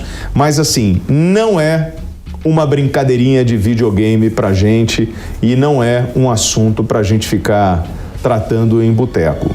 O papo do boteco até vai, mas isso é um assunto que envolve outros países, gente que trabalha com inteligência, com parte operacional, com judiciário, olha lá, crack de 5, de 10, de 20, tem para todos os preços e para tudo que você possa imaginar. E o que mais... vermelho, olha lá, vermelho, você tá vendo? É uma forma de identificar, né, quem é o dono daquela biqueira, quem é o dono daquela droga, porque se ela desvia, alguém paga. E é uma forma também de certificar a qualidade. Então, dependendo da origem daquele entorpecente, a qualidade dele é melhor do que a origem de um outro entorpecente. O consumidor, ele conhece isso. Olha isso. Bom, senhores, a doutora Ivana Davi, eu sou fã e eu quero dizer uma coisa, doutora Ivana, são pessoas como a senhora, né, que fazem a diferença nesse enfrentamento. Eu não estou falando para rasgar elogios, a senhora sabe disso. E a gente está trazendo aqui sempre no flagrante pessoas como a senhora, né, para a gente poder falar e tratar desse assunto com maturidade. E é claro que isso incomoda muita gente, falar sobre esses temas. Mas a gente precisa falar, levar informação e cobrar de quem tem que cobrar. Doutora Ivana Davi, obrigado. Eu que agradeço. Obrigado pelo carinho. Obrigado. Tá? Tamo juntos. E a você aí, ó, deixa eu falar pra você, ô garotão. Pra você, morador de comunidade, que ouviu uma queima de fogos e bateu palma pro vagabundo morto. Não entra nessa, mano. Não entra. Eu mostrei aqui hoje um cara morto na favela, algemado, preso. Eu mostrei família chorando. Não tem caminho para isso. Eles te vendem um sonho. É igual a história da maconha. Eles vendem pro teu filho de que é um negócio legal, que é melhor do que o cigarro. Isso é mentira. Eles fazem isso só para dizer pro teu filho que não faz mal, mas no fundo ele quer o dinheiro da sua família. É negócio para ele. Ele assume o risco de ser preso ou ser morto. Mas o dono do entorpecente, ele brinca com a vida do jovem pobre da favela. Funciona como um soldado para ele. Não tem nenhum tipo de envolvimento emocional. Para ele é dinheiro. O negócio do crime é grana. E se ele puder tomar o teu e da tua família, ele vai tomar. Não tem boizinho. Não tem história de consciência social como você viu no filme. Se tiver que colocar para cobrar uma perda de droga dentro de um micro-ondas, vai colocar. Eles são assim. É parte do jogo. E a gente aqui? Pô, a gente vai fazendo o nosso. Devagar. Devagar e sempre. Mas mandando o papo reto. Sai do crime, irmão. Isso não é bom pra você. Ah, e pra você, trabalhador? Pô, espero que você tome aí hoje uma gelada gostosa na sua casa e aproveite essa noite de sábado sem ter a preocupação que alguém vai bater na porta da tua casa. Esse é o Flagrante. Eu sou o WT, vou pro intervalo e volto já. Flagrante. A verdade na tela.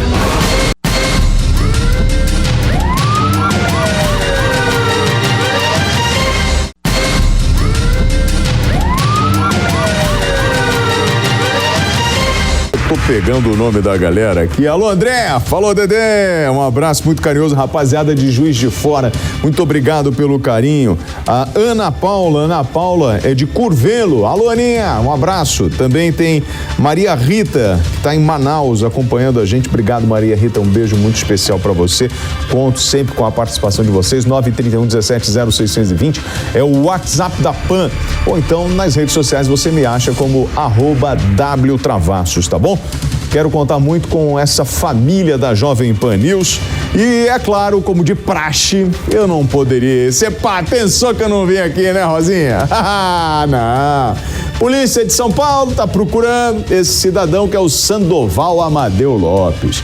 Esse bonitão aqui, ó, deixa eu ampliar ele aqui, ó, Rosinha, pra ficar bem bonito o rosto dele, olha lá. Pode, não, play, bota ele aí, isso! Ô, Sanduca, ele é natural de Lagoa. Masculino, branco, castanhos claros, tem 1,65 m, nasceu no dia 22 de fevereiro de 1988, 28 aninhos, não é isso, bonitão? O negócio é o seguinte, esse senhor, qual o histórico dele? No ano de 2011, no município de Santo André, esse rapaz foi autor de um crime de homicídio que vitimou FAO.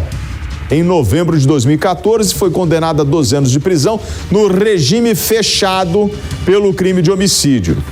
E aí, se você tem informações desse bonitão que pode estar intocado, deixa eu ampliar bem, ele teve, na época, ele usava o pega-rapaz, né? O cabelo assim que ficava, os antigos falavam, pega-rapaz é o cabelo, tinha um pingo no i.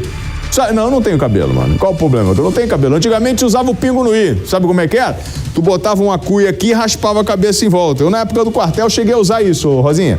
Então, assim, ó, se você tem informações do Sandoval Amadeu Lopes, ele é procurado. Passa a informação, de repente ele tá escondidinho aí debaixo da cama e você vai, né? Pode, de repente, dar uma ajuda aí. Aqui, ó. A polícia tá investigando a morte do guarda municipal, né, naquela festa lá em Foz do Iguaçu, no oeste do Paraná. A gente vem acompanhando esse caso e eu pedi ao Luiz Guerra, o nosso querido Guerrinha, para preparar um resumo para a gente poder abordar esse assunto. Roda aí, Rosinha. O vídeo mostra o momento em que o agente penitenciário Jorge Rocha Guaranho chega ao local de carro gritando: "Aqui é Bolsonaro". Ao ser abordado pelo policial penal federal, o tesoureiro do PT e aniversariante Marcelo Arruda teria dito que se tratava de uma festa particular e pedido para o Guaranho deixar o local. De acordo com o boletim de ocorrência, o policial deixou o local, mas voltou cerca de 20 minutos depois, sozinho e armado. A esposa de Marcelo, que estava do lado externo, ainda tentou evitar o pior. Mas Guaranho atirou 2 vezes contra o guarda municipal, que revidou e baleou o policial penal. Uma das câmeras de segurança registrou o momento em que o policial invadiu a festa de aniversário e matou Marcelo. As imagens mostram uma troca de tiros e os 2 feridos. O guarda municipal Marcelo Arruda foi baleado após a celebração do parabéns. O agente penitenciário é apoiador de Jair Bolsonaro e isso teria motivado o crime, já que o aniversariante era filiado ao PT. A decoração da festa usava a cor vermelha do PT e o bolo tinha a estrela do partido. E Arruda usava uma camisa com a foto de Lula. O guarda chegou a disputar as eleições em 2020 como vice-prefeito em uma chapa petista. Atualmente, ele era tesoureiro do partido na cidade. A polícia está ouvindo testemunhas. Segundo a Secretaria de Segurança Pública, os depoimentos confirmam que mostram as imagens e que foi uma discussão motivada por questões políticas. Agora os policiais querem saber se Jorge Guaranho, diretor da associação onde o crime ocorreu teve acesso às câmeras de segurança minutos antes do crime, se agiu de forma premeditada e se outras pessoas tiveram participação indireta. Exames devem apontar ainda se o agente penitenciário estava sob efeitos de álcool ou de drogas ilícitas. O laudo pericial deve indicar se as armas usadas eram de suas instituições ou particulares. O agente penal segue sedado e respirando com a ajuda de aparelhos no Hospital Padre Germano Lauck. Bom, eu ouvi essa semana uma verdadeira guerra, né? Falando sobre motivação política. Eu vi gente pedindo paz nas eleições, manifestos por tudo quanto é lado. Realmente é um crime bárbaro. A experiência me diz o seguinte, William, vamos analisar o caso de forma técnica, com o que nós temos. Para além de qualquer ideologia política, quando isso vai bater na mesa do delegado lá, para ele preparar o texto que ele vai encaminhar, ele vai se basear na parte técnica, ponto. E ele vai apresentar isso a quem de direito. Eu falei assim, eu não tenho capacitação técnica para poder avaliar isso. E aí quem eu chamo? Doutora Eliane Passarelli, promotora de justiça, que está com a gente aqui. Eliana, que alegria poder receber você mais uma vez aqui na Jovem Pan. Teu microfone acho que está desligado. Vou pedir a turma para... Agora sim, agora voltou. Foi a turma aqui do áudio aqui. Obrigado, gente. Eliana, obrigado por você atender a gente aqui na Jovem Pan. Imagina, um prazer. Bom. Da última vez eu tive um problema em família, mas agora estamos aqui. Mas graças que bom que você está com a gente. Eliana, esse tema, hoje, ele correu essa semana o Brasil inteiro, né? É uma brutalidade, nós tivemos 2 pessoas se digladiando, trocando tiros no meio de uma confraternização. E eu queria fugir dessa parte da política e analisar tecnicamente o que aconteceu.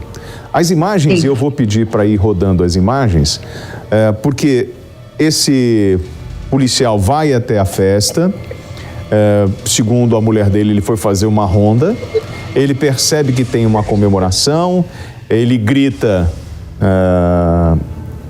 que aqui é Bolsonaro e o outro lá é Lula, e aí depois o rapaz pega o que seria pedra, joga no carro dele, ele fala que vai em casa e vai voltar, e ele realmente volta e atira, e aí tem a troca de tiros. Depois que ele cai, inclusive ele está internado, depois que ele cai, pisam na cabeça dele, um está morto e o outro estava internado, e você tem algumas pessoas que chutam ele ali. Pois bem, quando isso vai para a equipe de investigadores, para o delegado, doutora, ele precisa relatar o que aconteceu. Então, assim, o que a senhora está vendo dessas imagens e assim, de uma forma técnica? Bom, de uma forma técnica, nós temos um homicídio, né, doloso. São 2 situações diferentes. Se ele tivesse apedrejado, alguém da festa tivesse apedrejado o carro, e ele imediatamente, de dentro do carro, disparasse um tiro, nós poderíamos até tentar falar numa legítima defesa, em excesso, qualquer coisa. Mas veja, William, ele sai, ele vai para a casa dele, eu não sei aonde, né, que ele dá, ele pega a arma de fogo e decididamente ele ingressa no local. Tanto que ele tira uma pessoa da frente, ele afasta, acho que uma segunda pessoa e vai na vítima certa. E antes disso ele já grita que é Bolsonaro, né, lá atrás. Não tem nada a ver o Bolsonaro, podia gritar que é Corinthians, qualquer coisa assim. Mas o que ele faz? Ele premedita sim, e isso não é legítima defesa em hipótese alguma.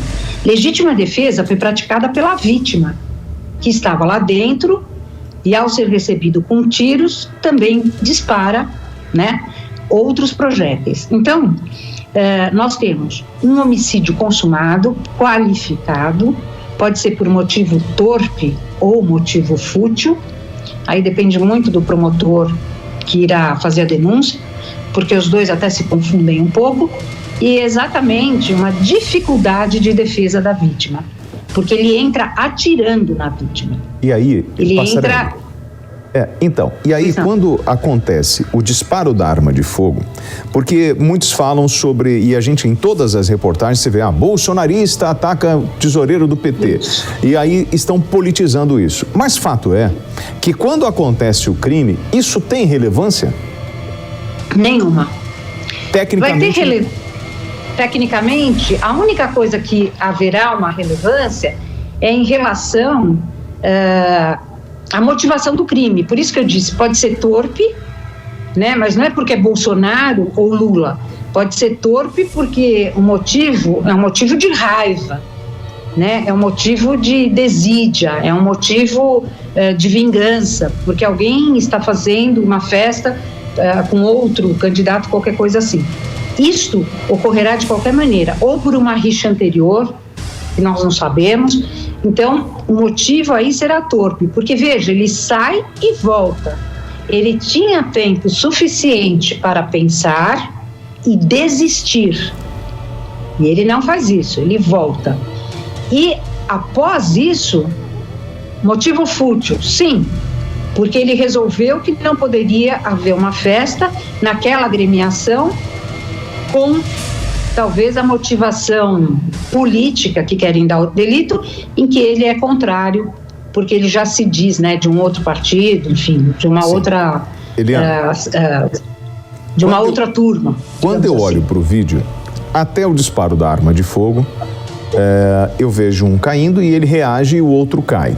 A partir deste momento, quando tem outras pessoas envolvidas que pisam na cabeça daquele agressor, isso também configura crime? Configura. Configura lesão corporal, independentemente da... Mesmo ele sendo um agressor na festa? Então, aí eu vou te dizer que também vai depender dos olhos do promotor e dos olhos do juiz e, posteriormente, dos olhos dos jurados. Porque esse é um crime que a gente chama de conexo, né? Vai para o tribunal do júri também. Primeiro, que a gente tem que saber, essas agressões deram causa a algum tipo de lesão? Isso quem vai dizer são os médicos, as pessoas que estão atendendo. Fora o disparo da arma de fogo, porque precisa ver qual a região que foi atingida pelo projétil. Muito bem. Se houver lesões a mais, eles respondem por lesão corporal. Aí tem a turma que diz assim, não, mas eles estavam emocionalmente abalados. Tudo bem, isso é uma atenuante, mas não exclui o crime de lesão corporal. Não exclui a agressão, né?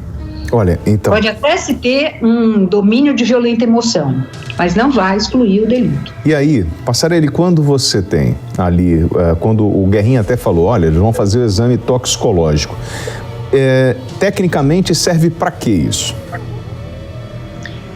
Olha, a gente tem 3 tipos de embriaguez. A embriaguez inicial, que é aquela parte eufórica, né? O indivíduo se torna engraçado. A segunda parte da embriaguez é a parte depressiva, onde o indivíduo se torna feroz, extremamente agressivo. E a terceira é a comatosa, onde é aquele indivíduo que vai vomitar no tapete, que vai entrar em coma alcoólico, é outro tipo que não é o caso. Então, nós temos um grau toxicológico aí para dizer se ele estava na fase inicial ou se ele estava na fase depressiva. Na fase depressiva, as pessoas se tornam agressivas, extremamente agressivas.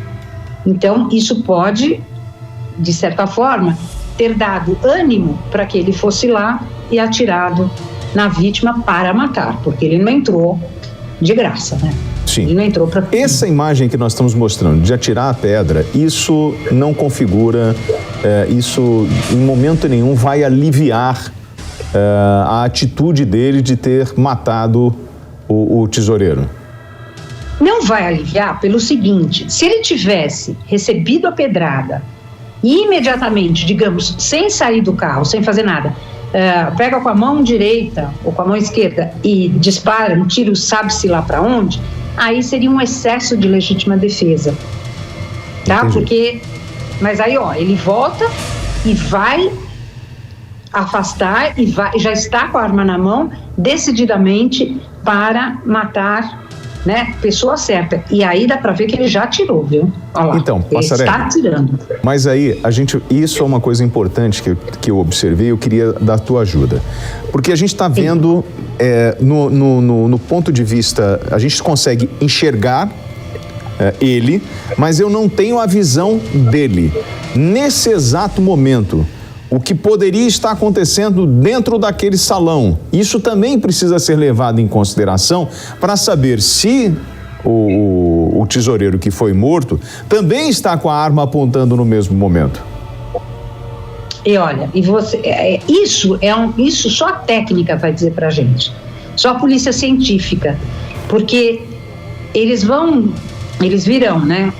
verão, os projéteis, o caminho dos projéteis de saída do salão.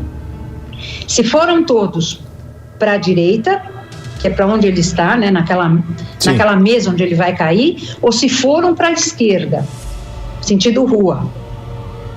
Então, todos esses projéteis, desde que não mexidos, nós vamos saber as cápsulas que estão na rua, as cápsulas que estão lá dentro e para onde foram direcionadas.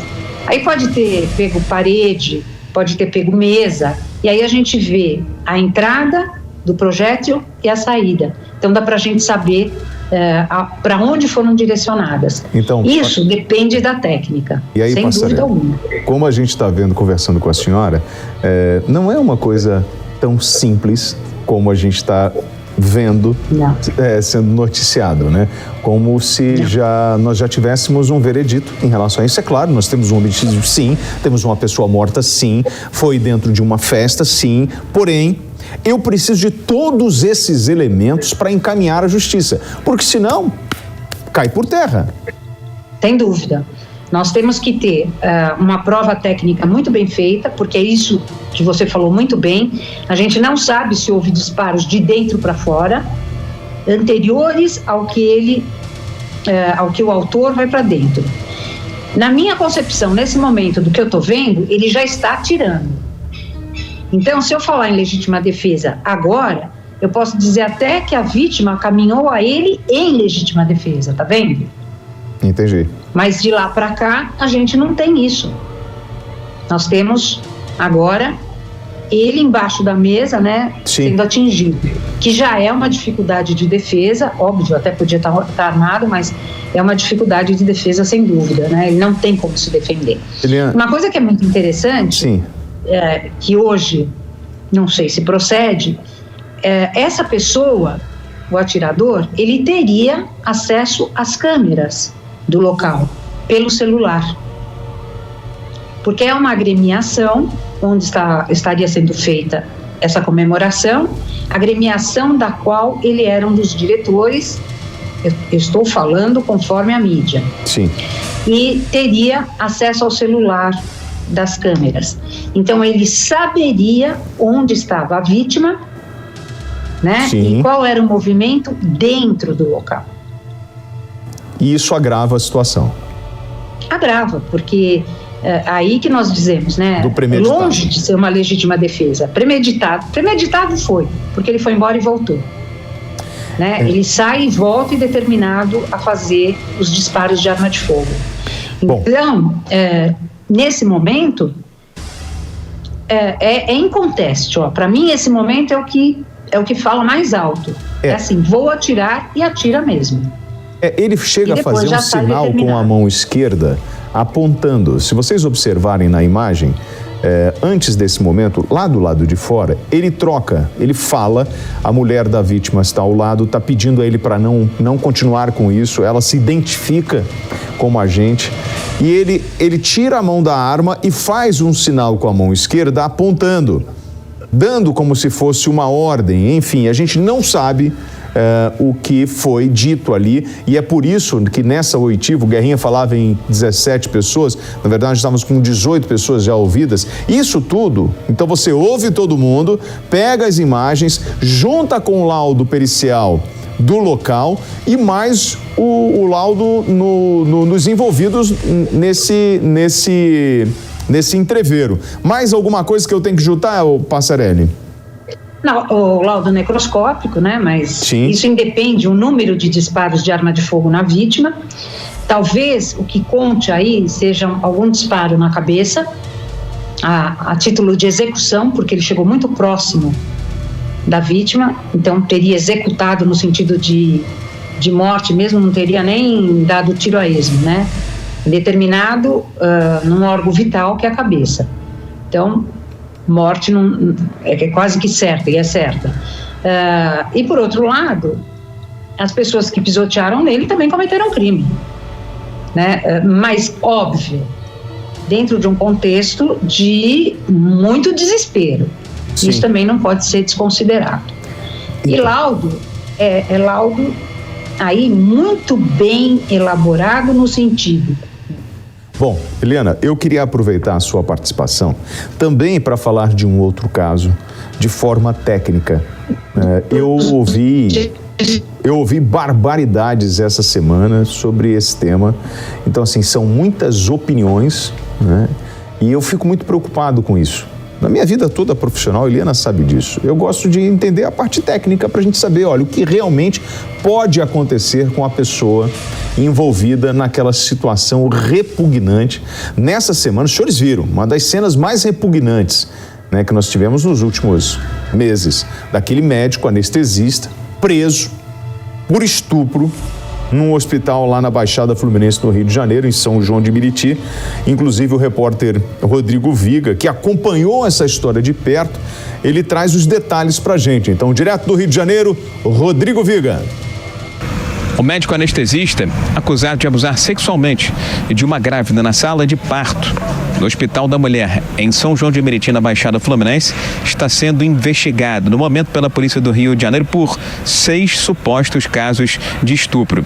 Giovanni Bezerra Quintela foi preso em flagrante no último domingo no Hospital da Mulher, em São João de Meriti, pouco depois de ter estuprado uma grávida na sala de parto. O momento do estupro foi registrado por enfermeiros que já estavam desconfiadas das atitudes e ações do profissional anestesista no bloco cirúrgico. De acordo com a delegada do caso, Bárbara Lomba, 3 casos são investigados nesse próprio Hospital da Mulher, o que foi registrado pelos vídeos, e outros 2 que aconteceram no último dia 10 de julho na mesma unidade hospitalar.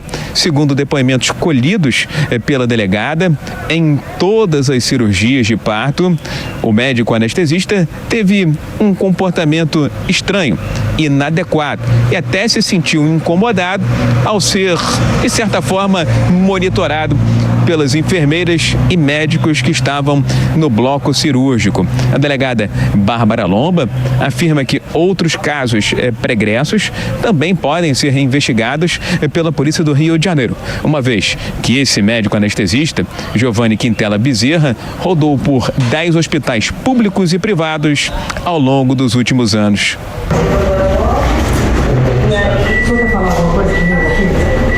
Eu queria entender o que causa esse problema. Deixa eu falar. Diante das provas que nós já coletamos aqui no hospital, a gente vai fazer uma prisão em flagrante do senhor, sobre presa em flagrante. Nós vamos conduzir o senhor para a delegacia agora. O senhor tem direito a permanecer em silêncio, ter um advogado, fazer contato com o advogado, e a princípio, crime de estupro. Estupro. Isso.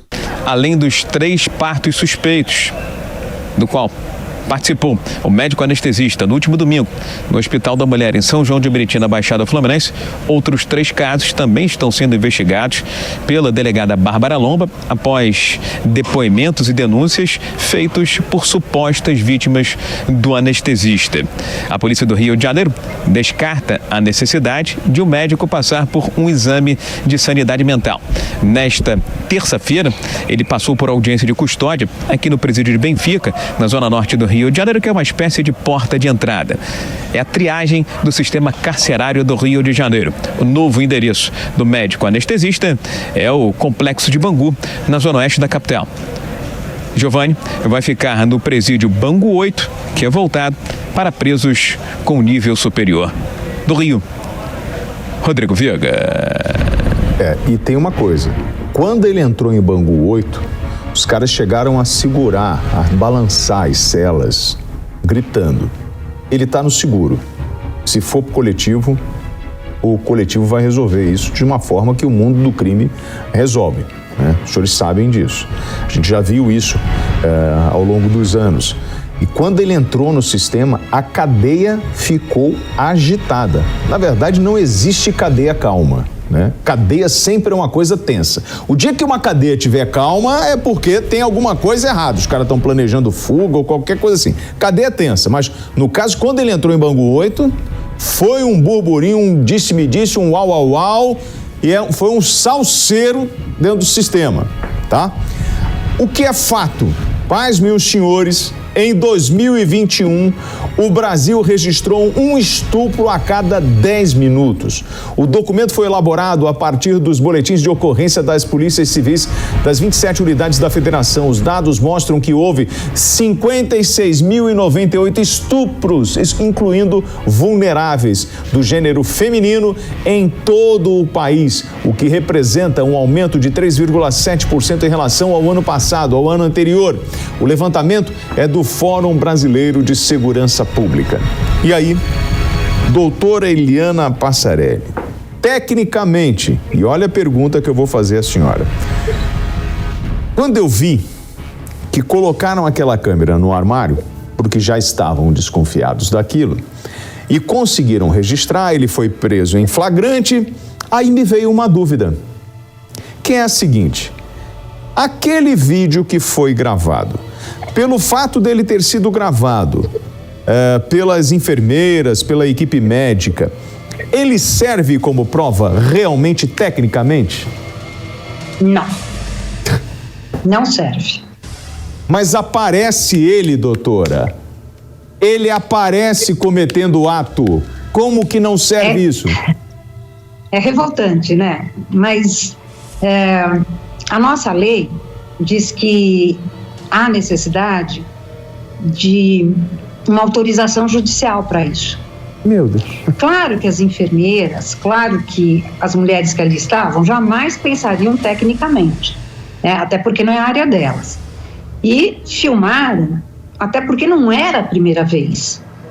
Então é óbvio que esta prova não será o alvo das provas para que a gente diga assim, é crime consumado. Existem vídeos muito piores desse fato aí, né? Não os que estão sendo veiculados pela mídia, mas não dá para dizer que este vídeo sozinho condenará este mau caráter, né? Então, tecnicamente, o que precisa acontecer para essa pessoa ser responsabilizada? Tecnicamente, o que vai acontecer? O juiz pode entender, e já deve ter entendido porque transformou em prisão preventiva, ele deve entender que é um indício de prova, mas não é uma prova técnica. Vai ter que se fazer quadro a quadro, como se faria em qualquer prova técnica de filmagem, câmera de segurança de rua, qualquer coisa assim. Então vai ter que se desenquadrar, né, fazer quadrado a quadrado, cena por cena, e isso será um indício de prova. O que é prova? As moças que estavam lá. Perfeito. As testemunha daquilo. Que assistiram, né? A testemunha daquele fato. As testemunhas daquele fato poderão sim ser a prova, né, cabal para que ele seja condenado por este crime. E nos outros? Nos outros é a palavra da vítima contra a palavra dele. Só que em casos de estupro, normalmente, o que acontece? A gente não tem pessoas vendo, a gente não tem testemunhas oculares, porque obviamente o estuprador procura um lugar ermo, né, para que possa, enfim, cometer o delito. Então, nestes casos, a palavra da vítima é de suma importância. Eu só tenho uma preocupação, e aqui fazendo o meu papel de coletar provas. Sim. Viu, William? Que é o seguinte, essas moças essas parturientes, estavam em condições de saber o que estavam acontecendo ou elas foram sedadas pelo próprio algoz? Doutora, e aí vem a importância, por exemplo, de analisar o material que estava dentro daquele ambiente, né, para tentar encontrar a presença de sêmen ou de alguma coisa que ligue ele, a pessoa física dele àquele ato, é uma prova técnica que pode fazer a diferença nesse processo? Sem dúvida, tudo que e eu acho que deve ter sido coletado naquele momento, porque ele foi retirado da sala já preso, tudo que estiver lá, inclusive material cirúrgico, se puder ser resgatado, né, que eu digo resgatado é do lixo cirúrgico, tem que passar por perícia, não tem jeito. Por quê? Porque você colocou muito bem, nós temos que procurar o sêmen. Tá, não tem sêmen, mas tem anteriormente ao sêmen, o início da ejaculação, ou não teve ejaculação, mas há o líquido que saiu antes do pênis, então tudo isso terá que ser provado. Nossa, a menos que ele confesse. Isso, e também tem essa possibilidade. E aí, isso é uma coisa que a senhora tocou num ponto importante. A partir do momento que ele confessa isso, aí está valendo? Totalmente. Aí eu não preciso nem da prova sequer testemunhal. Ele é autor confesso e deverá ter, inclusive, claro, ele não confessou para a delegada de polícia durante o flagrante, mas ele pode confessar durante o seu interrogatório, antes da sentença condenatória.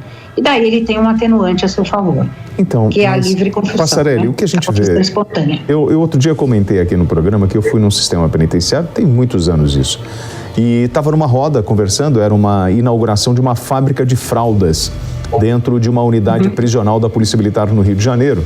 E os presos, os de bom comportamento, estavam ali, aqueles que trabalhavam na fábrica, estavam no mesmo ambiente, né, conversando. E quando eu percebi, eu estava numa roda, ouvindo o relato daquelas pessoas, falando sobre o projeto. Eu estava com o comandante da unidade, tinha vários outros policiais ali naquele entorno.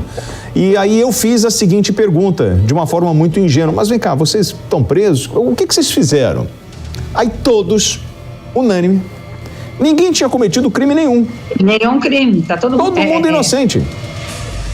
A gente sempre condena o inocente.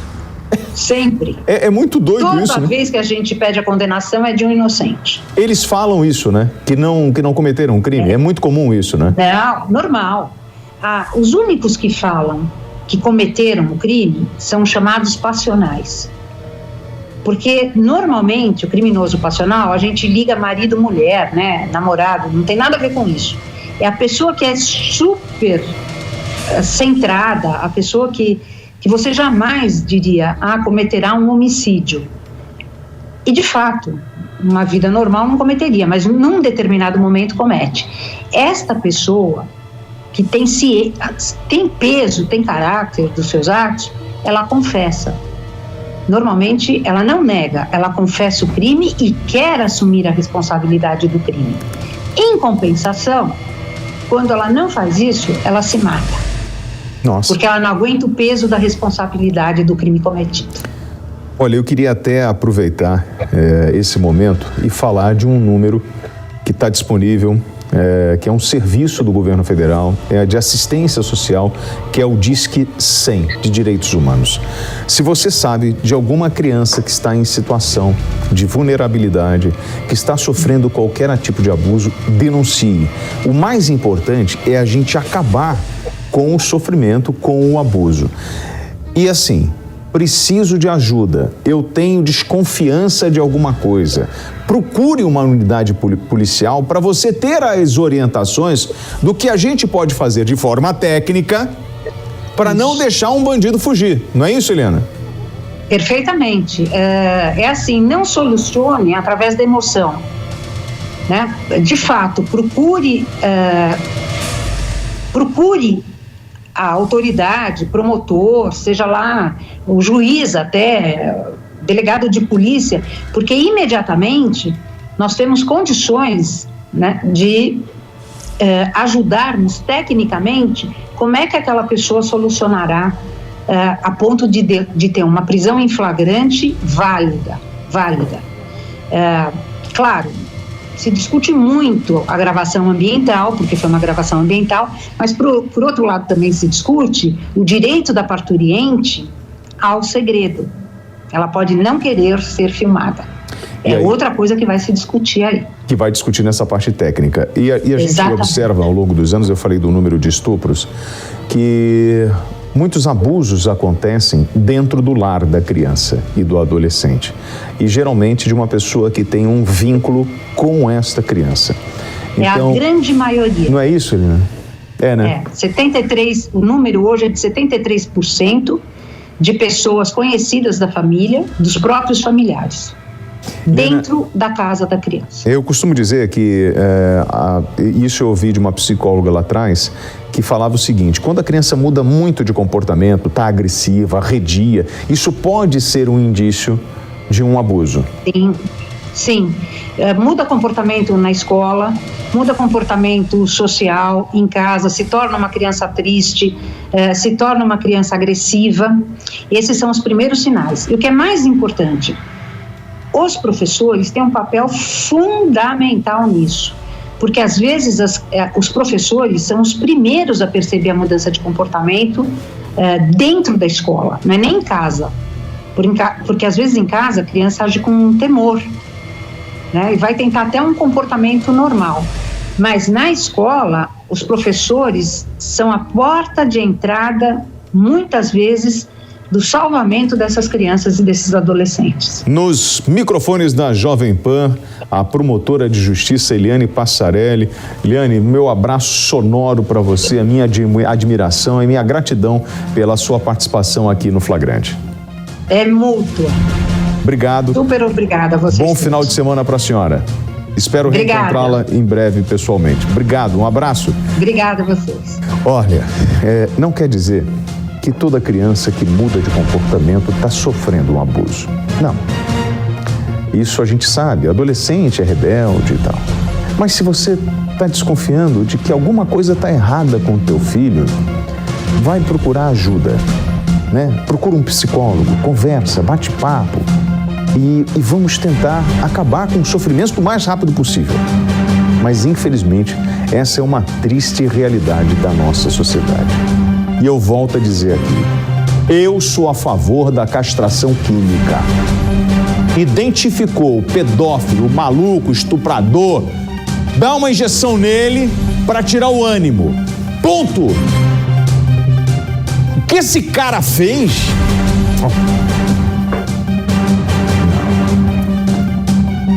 Eu não aceito. Não mesmo. E o meu silêncio vai ser a resposta para a atrocidade dele. Porque eu não faço acordo com esse tipo de coisa. Eu vou pro intervalo. Vou beber uma água, um café e volto já. É rapidinho, tá?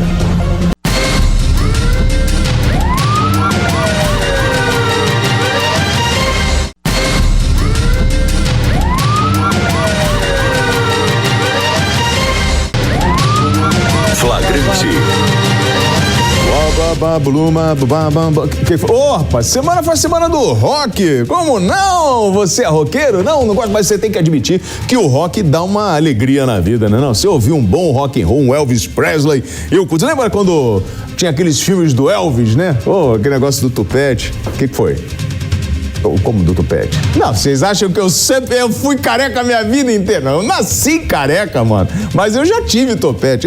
Qualquer dia eu vou pegar com a minha mãe a foto do meu topete. Eu tinha um topete, mano, que não era um topete comum. É claro que os anos foram passando.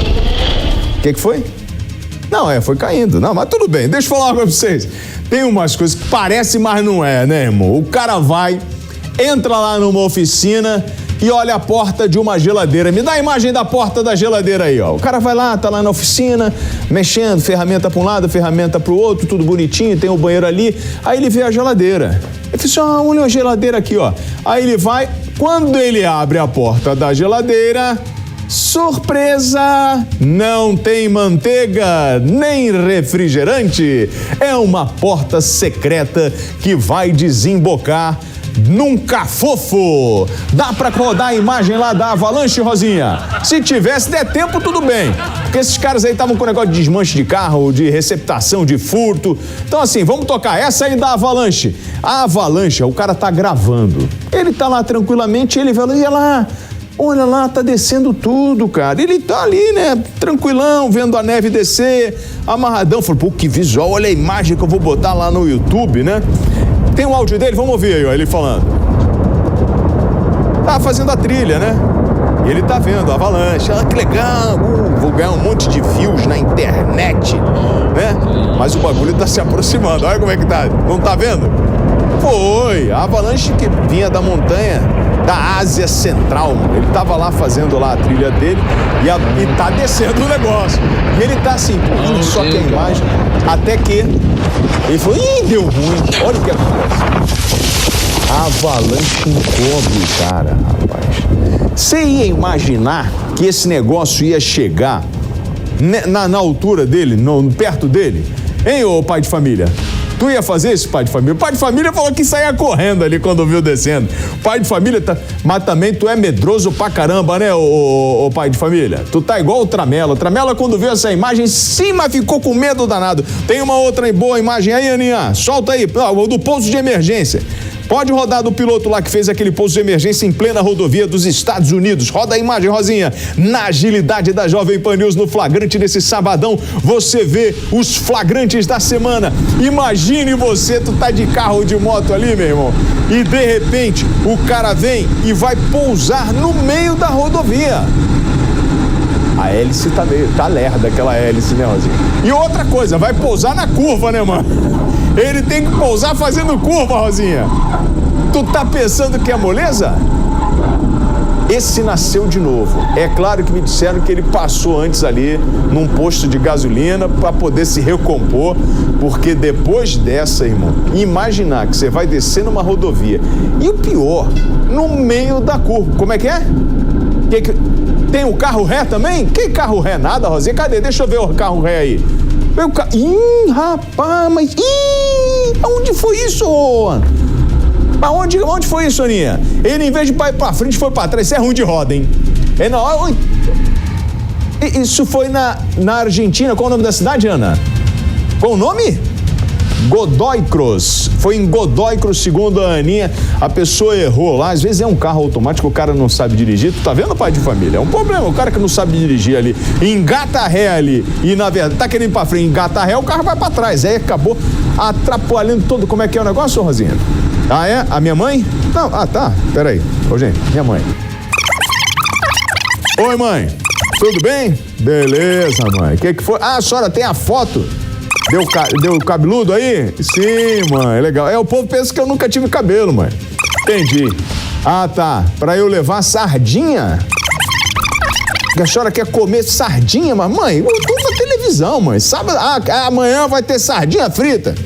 Pra eu ensinar a turma a fazer... Tá, entendi. Tá bom, vou ensinar. Beijo. Ó, minha mãe pediu pra te ensinar sardinha frita. Tu vai pegar a sardinha, abre no meio, tira a espinha. Não vem com nojinho, não. Eu gosto de comer a sardinha com cabeça. Um pouquinho de limão, um pouquinho de sal. Bota um vinagre, pouquinho só pra dar aquele gosto. 5 minutinhos temperando. Junta farinha normal ou farinha de rosca com um pouco de fubá. Mistura tudo, passa a sardinha no relado, não precisa botar ovo nem nada. Não, tem gente que bota ovo, eu acho que fica aquela crosta. Não, passa, só molha a sardinha, assim que ela já tá no limão, vai grudar. Faz assim, dá uma sacudida e bota pra fritar. O óleo, pra você ver, meu filho, como é que ele tá quente, você joga um palito de fósforo. A hora que acender, o óleo tá pronto. Com essa dica culinária, a gente vai ficando por aqui no programa Flagrante. Não esquece não, irmão. Eu sou o WT, tô na Jovem Pan News. Bom final de semana pra todo mundo. Bora rodar!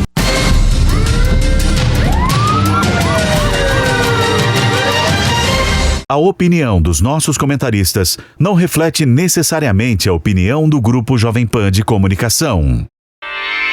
Realização Jovem Pan News.